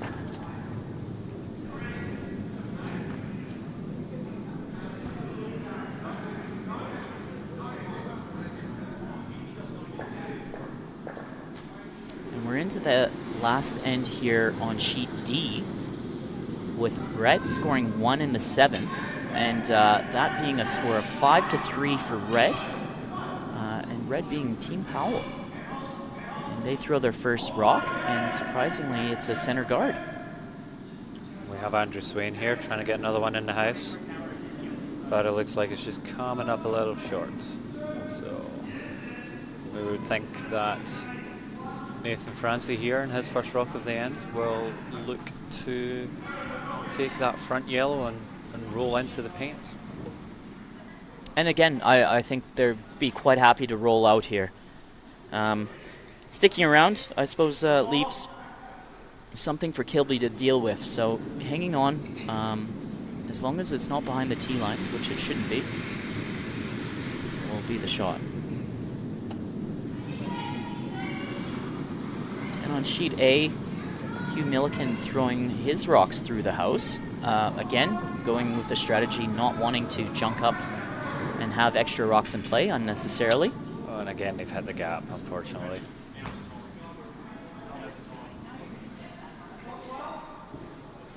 Well, that's just presenting a small opportunity to Kilby to draw another one in there.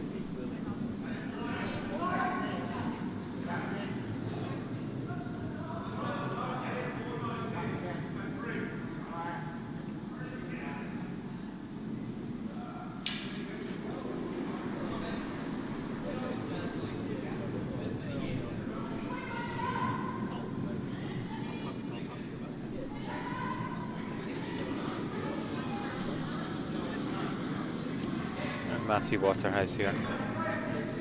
Looking to draw this in. He might be on this top guard here with the line, and weight might be enough to tap this one in. They do like a bit of a tap, this team.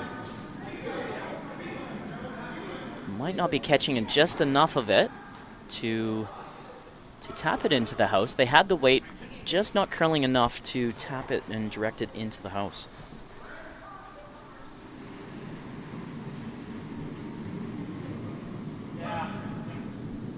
Goschnick here changing a bit of tactics. He's no longer going for the hit, he's looking for the draw. He's feeling the wounds from going through that port twice and is deciding to switch it up a little bit.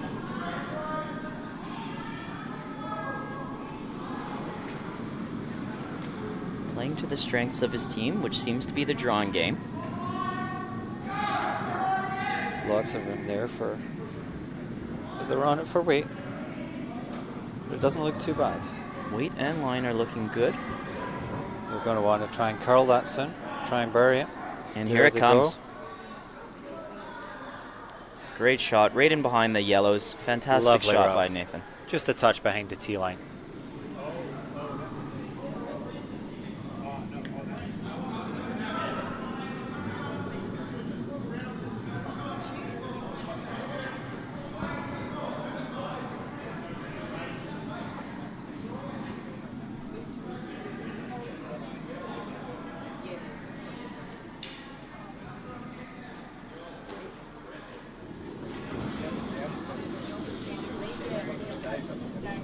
Boyd Kildee here.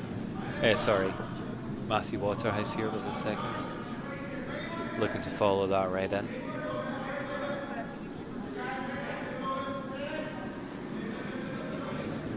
Just catching the guard here. Ooh, and rolling in. There's a fair few biters there. Goschnick's going to want to he's going to want to deal with those. Talking about the guard, it's an extremely scary strategy. He's got the one lonely rock there with 3 yellow biters. This is not what you want in your last end. What are you playing here? I'm going to get rid of some of that rubbish up front. If I can get 2 of those rocks out, probably the 2 up front. I don't really mind which ones, as long as we start losing some. You could get 3 of them out if you play it right out at the front there, but you're going to leave your red hanging around. Yeah, you're now in a position where there are 3 potential scorers for the yellow. So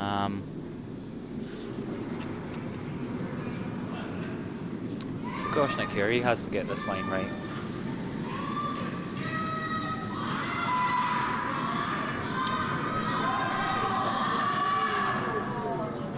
Lovely shot there on sheet D. And Nicole Hewitt just making a hit through a port. It was a very tight port. And now lying 1 in the back of the forefoot. And that's a nice rock from Phil Goschnick. Good weight. They've covered the line. Maybe a little long, but... Look, there's quite a few tap back opportunities here for yellow. It's risky.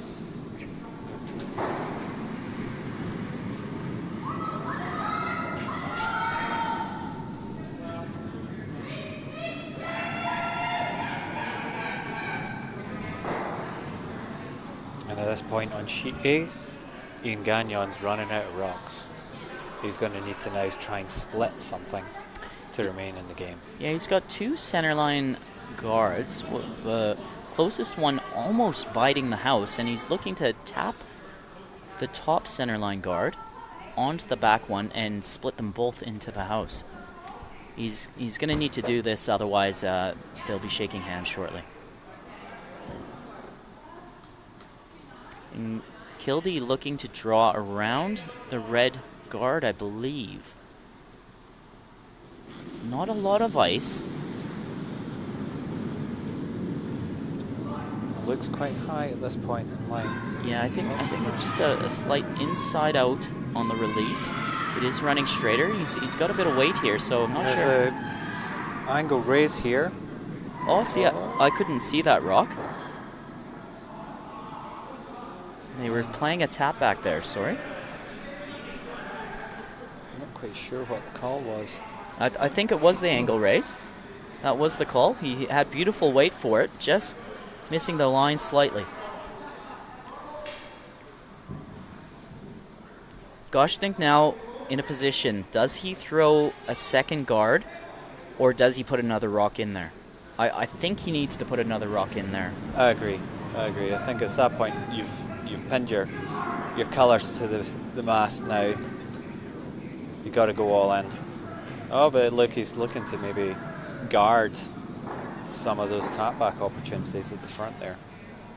I'm not sure that's what I would be going for. I think I'd be looking to go top 8 and behind the guard you threw in the last rock.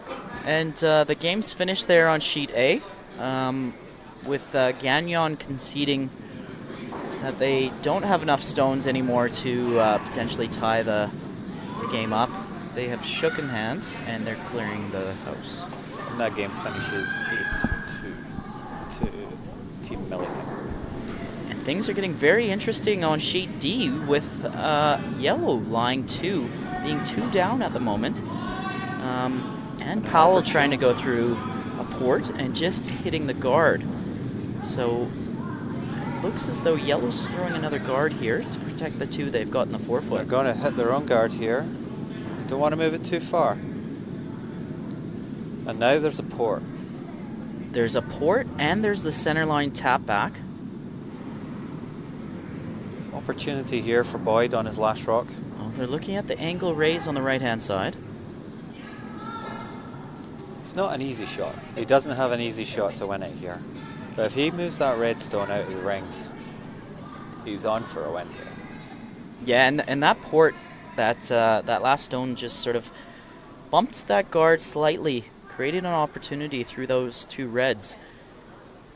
With the curl that they've got there on that left-hand side, it's definitely a good option. They're looking at the center line tap. What would you play here?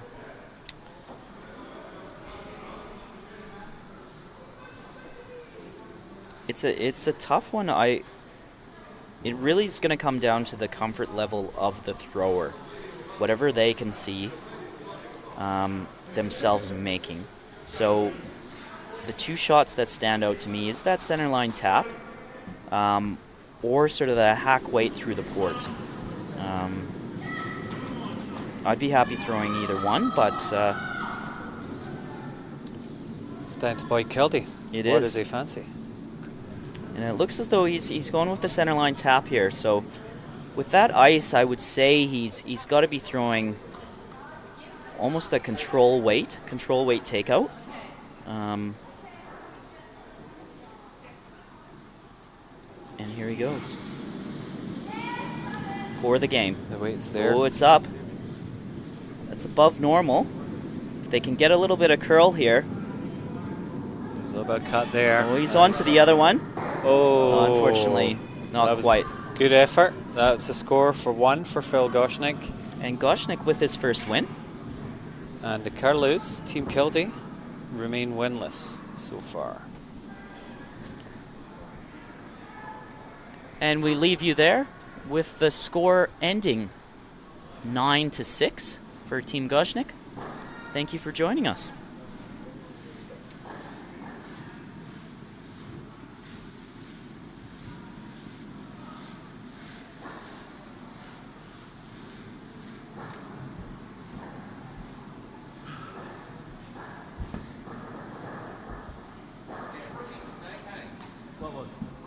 Yeah, that was. At least I have an excuse.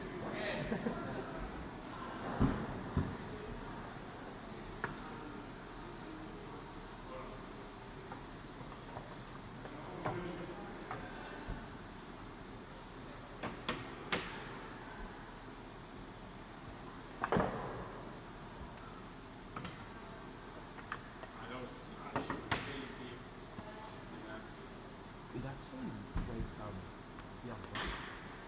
Yeah. It didn't curl, like it just stayed. Just stayed. Why did it not curl? Like it almost went, actually I felt like it went the other way. Yeah.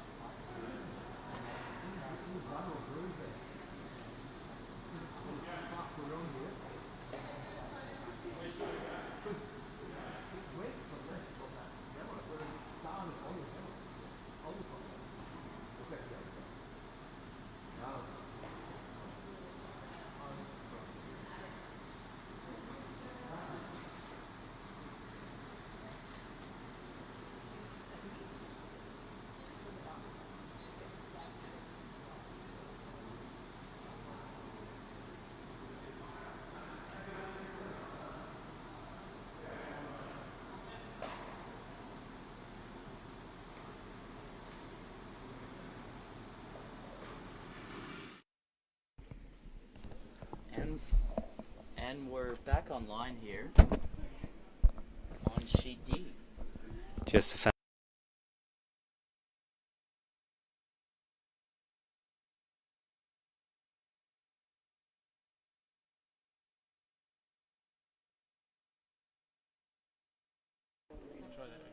And we're just up here for the last end. Last few rocks of the ladies' game here of Powell versus Lushak. Lushak, 2 shots down, but sitting 3 shots in the house. Guarded well behind some of those red rocks. And they've got hammer. And they've got hammer. So they're actually lying 4 at the moment. I believe that back one's biting. Not that it'll matter too much.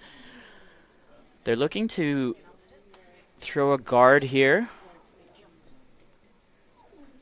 Jen Westhagen on her first. Unfortunately just clipped the front guard.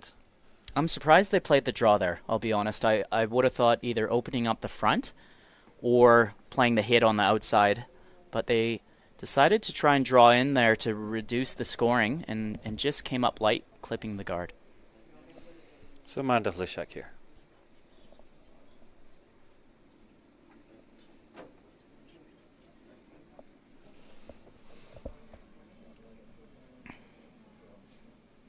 They're looking to place this guard just in front of that left-hand side red so that there's no angle raise. I don't think they're going to have the weight for that.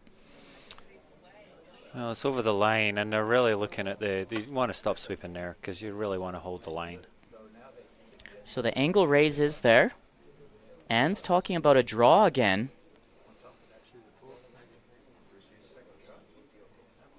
Again, and any opportunity to throw the same shot twice is one you should look at. She's just thrown this shot and deciding to go with it again. That centerline guard did move over with her last one, so there is a bit more of an opportunity to draw into the 4-foot here, potentially cutting down the yellows to 1 or even getting shot rock. This is a tough shot for Jen Westhagen. Oh, it definitely is, and it's the game's on the line here.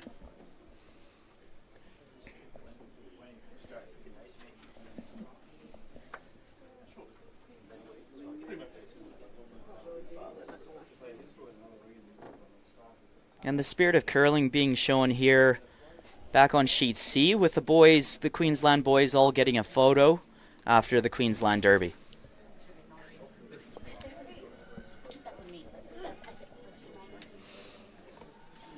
And they're calling hard here, they're calling hard.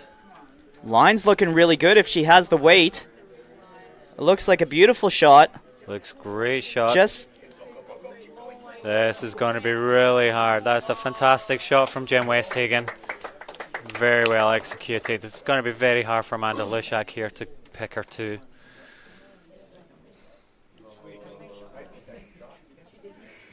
They're having a look at the angle. Can they catch the outside of that yellow? I'm not sure how much is shown on that outside edge. It's difficult to see from this angle. Big shot from Jen Westhagen when it mattered. Yep, that potentially a game winner there. Brilliant shot. And again, she had the opportunity to learn something on her first one and had the benefit of being able to throw the same shot twice.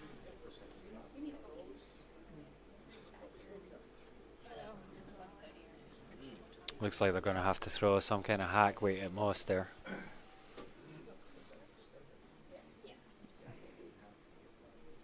And that's what they've called. And they've called the thin on the yellow. Try and push the red across. It almost looks to me as that's fully buried, so it'll be difficult with the lighter weight to actually remove that red rock enough. And they're going to have to move it to across the edge of the 4.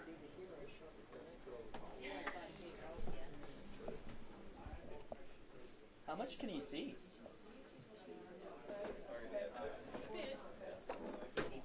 You can see about 1/5 of that rock, I'm being told, from those that are directly in behind. So there's just a fine margin here. And the weight's there. They're calling the sweep. Off. Well, it's got to be close. Anytime you hear on, off, you know it's a close shot. And they're on now. They're on now. Oh, hasn't moved the red enough. I don't think so, but she threw that as good as she could have. That was a great they're having a effort look. by Amanda Flushak. It's close. It's certainly a score of 1 yellow. 1 yellow, and it could be a measure for 2. And this is the third measure in this game. It's been a really tight game between these ladies' teams. That was a beautiful shot. And I tell you what, I can't call that from here. No. We'll bring Rob out. Rob Gagnon. And look, we want to thank our umpires. They're volunteers. They've served the Australian curling community for many years. And they travel the world to international events as umpires. Sandy being our head umpire here in Australia. Having international experience. And her husband backing her up. This is going to be close. This is about as close as it gets, and I think that's all red. It's yellow.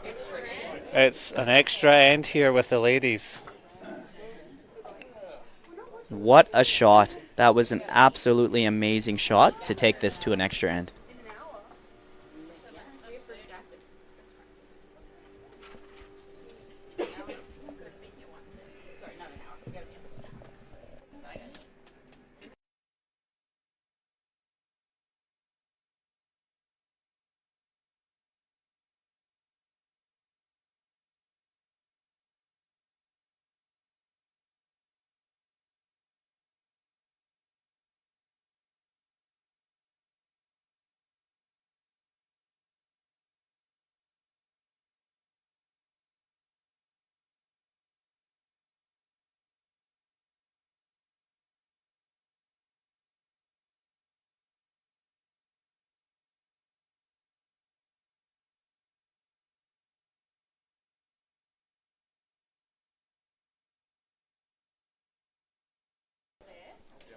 After that fantastic 8th end there, we're now back for the extra end. See who's going to take the win. Team Powell have Lashrock here. Unfortunately, some of the crowd have had to leave as they're playing shortly, and so they're off to get food and warm up for their games coming up. Thankfully, with the streaming services here that Brad has set up for us, they'll be able to watch this on their phones whilst they're getting ready for their game.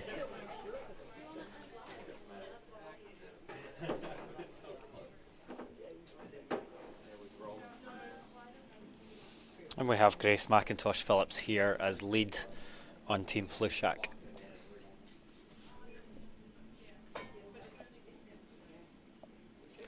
Partner of Matthew Heskett, who was playing in the last game we were streaming, and Team Goschnick.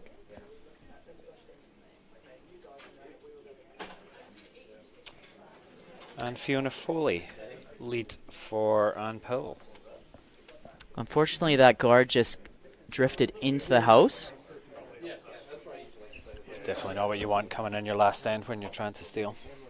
No, they would have hoped for that to be up front. Somewhere midway point between the hog line and the house. But Fiona now having to play the hit here on her out turn. And the brushers are not touching it. Looks as though she may have just got a little bit wide on that one. A little bit wide there. Amanda calling that guard again. They really want to... They need to get that tight on the centre line. Yeah.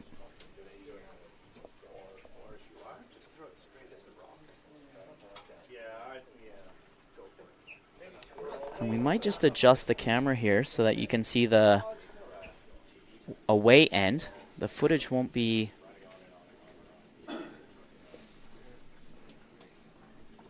really clear, but we'll try and keep you in the loop with what's going on.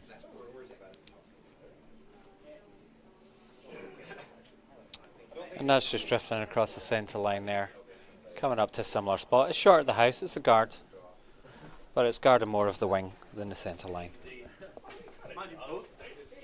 You're tired or one up when you've got hammer in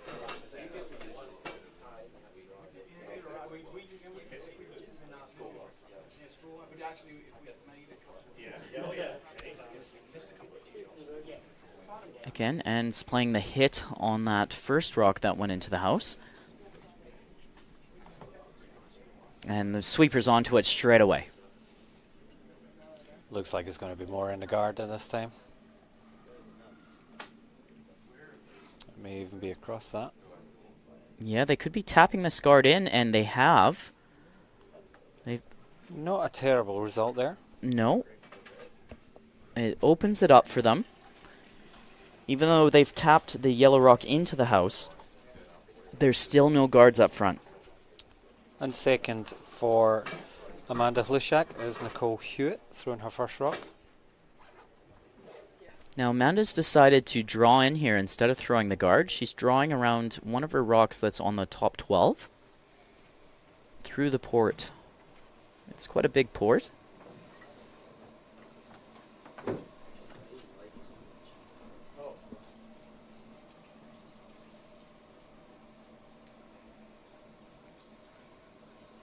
Sweeper's just waiting on the breaking point to jump on it. Now they're holding. Looks like they might have caught an edge, or are they in behind? They're in behind. Nope, Just they caught the edge. Caught the edge, rolling to the top 4 foot. Potentially just the top of the button there.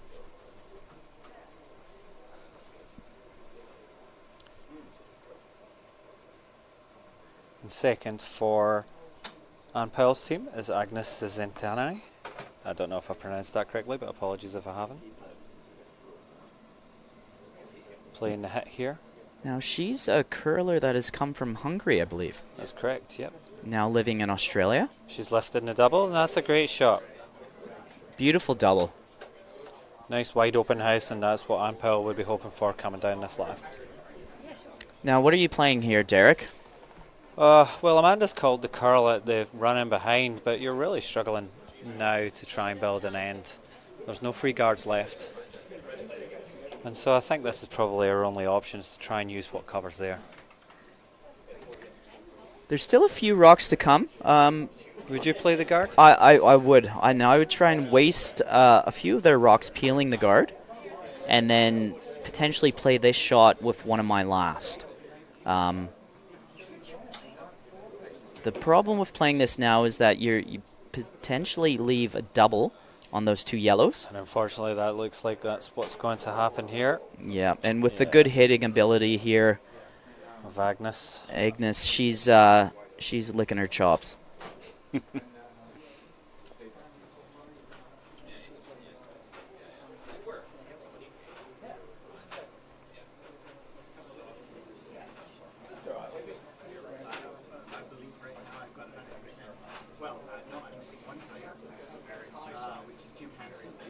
And it looks like they're only picking the one here.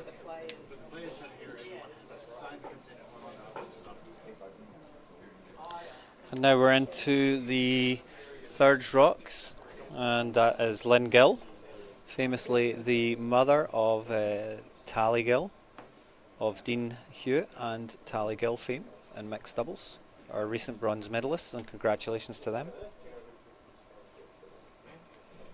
Yes, they represented the country brilliantly, winning that bronze medal at Worlds recently. Some real big games, The win against Estonia being one of them, who were one of the top ranked teams there. That's correct.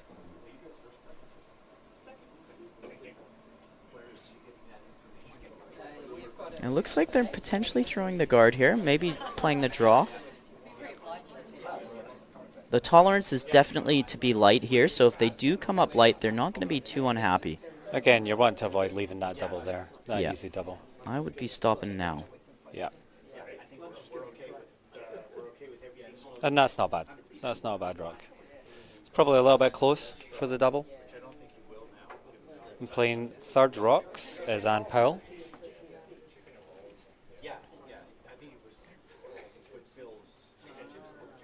Another seasoned campaigner for Australian curling. Yes, Anne has played on multiple teams at the PAX and PCCCs. And she has been seen in the main street in Naseby in the middle of the night with a coffee plunger. Really? Yes. I'm sure there's a story about that. Yes, there is. Maybe when you get close to Anne, you can ask her about it.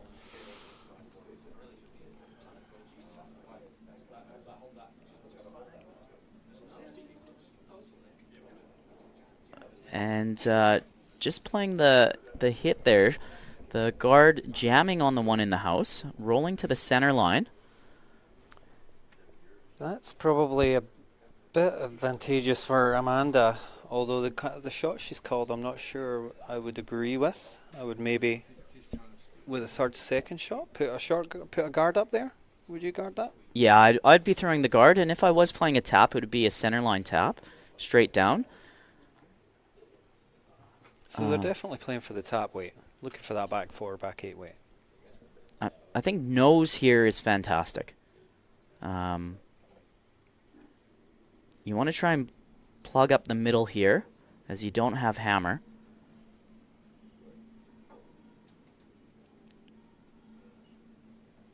And they're on it early. This one looks like it's going to cut across the face.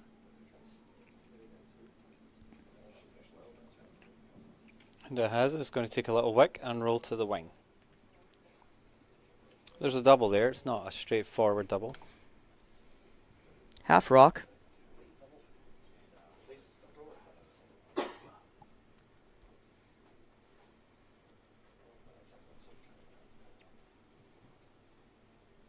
But again, they wouldn't be overly concerned about the double. You clear that one on the center line, allowing your skip a draw with their last stone for the win, and your skip's going to be pretty happy with you. You would be saying that right now Jen Westhagen's looking like she's in the driving seat for this last end. Well, last rock. You're making my knees sore. Oh.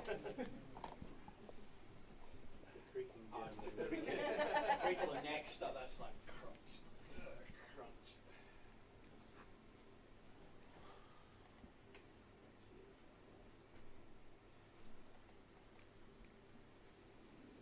I'm pal now with that.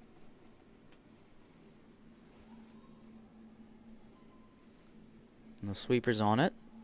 Obviously seeing the Gonna curl. hold. And it looks like they're taking that top one there. And a little rolling Got a behind the little roll. guard. There's nothing wrong with that. Yellow's still lying 1, I believe. Yep. But again, the 4-foot and the button wide open for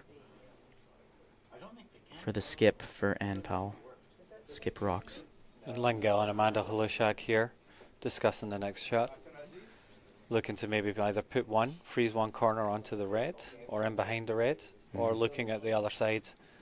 And it looks like that's what they've settled on.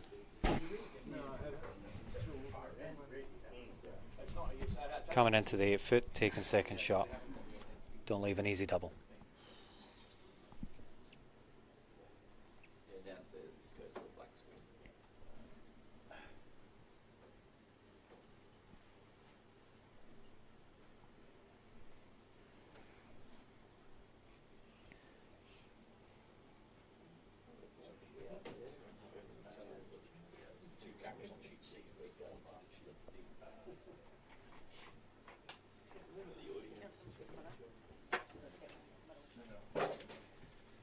Amanda just taking her time here. Lots of time on the clock, so...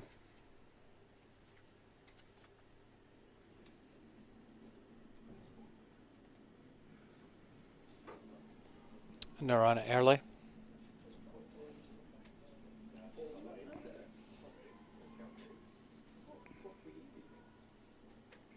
And that's starting to carve hard. Now, the guard isn't a bad outcome. It leaves them something to hide behind with their last.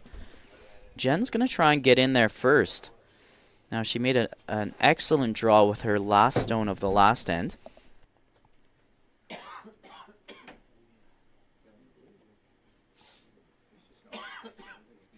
Jen's known for her draw weight.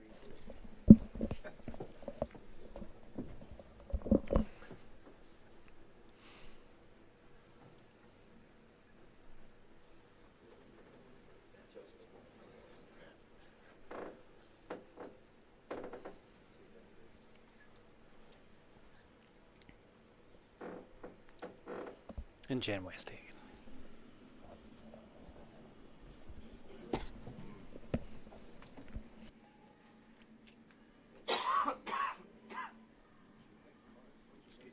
And they're sweeping it hard, trying to make it curl.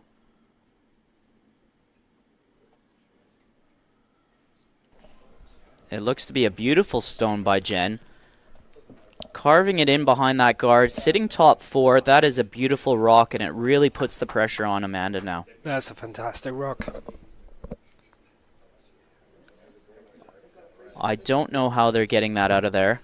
That could be a game winner right there.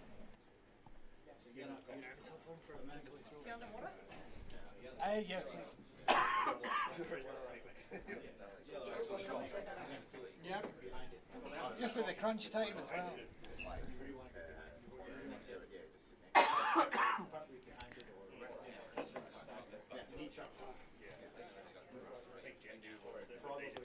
Amanda just trying to try and sit on top of the red rock that's sitting on the edge of the button. Full 4-foot. If she can corner freeze that, it'll make it tough for Jen. And it comes down to this for Amanda. She's got a little bit more than her last one. Sweepers are onto it early. It's all about the line now. They've got a lot of line. Yeah, it's not curling. They've got to get it there, though. Very positive on weight. Looks like it's kind of more back 8. No, the Digging weight's in, good. digging in. The weight's brilliant, but unfortunately the line didn't quite get there. It's wide open, leaving Jennifer Westhagen an open hit for the win.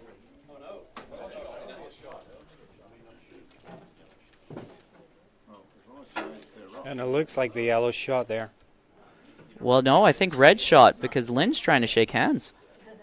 And it's done. There's red shot. And it's all over. And that's the win for Team Powell. And the final score there will be 6-5. Thanks for joining us.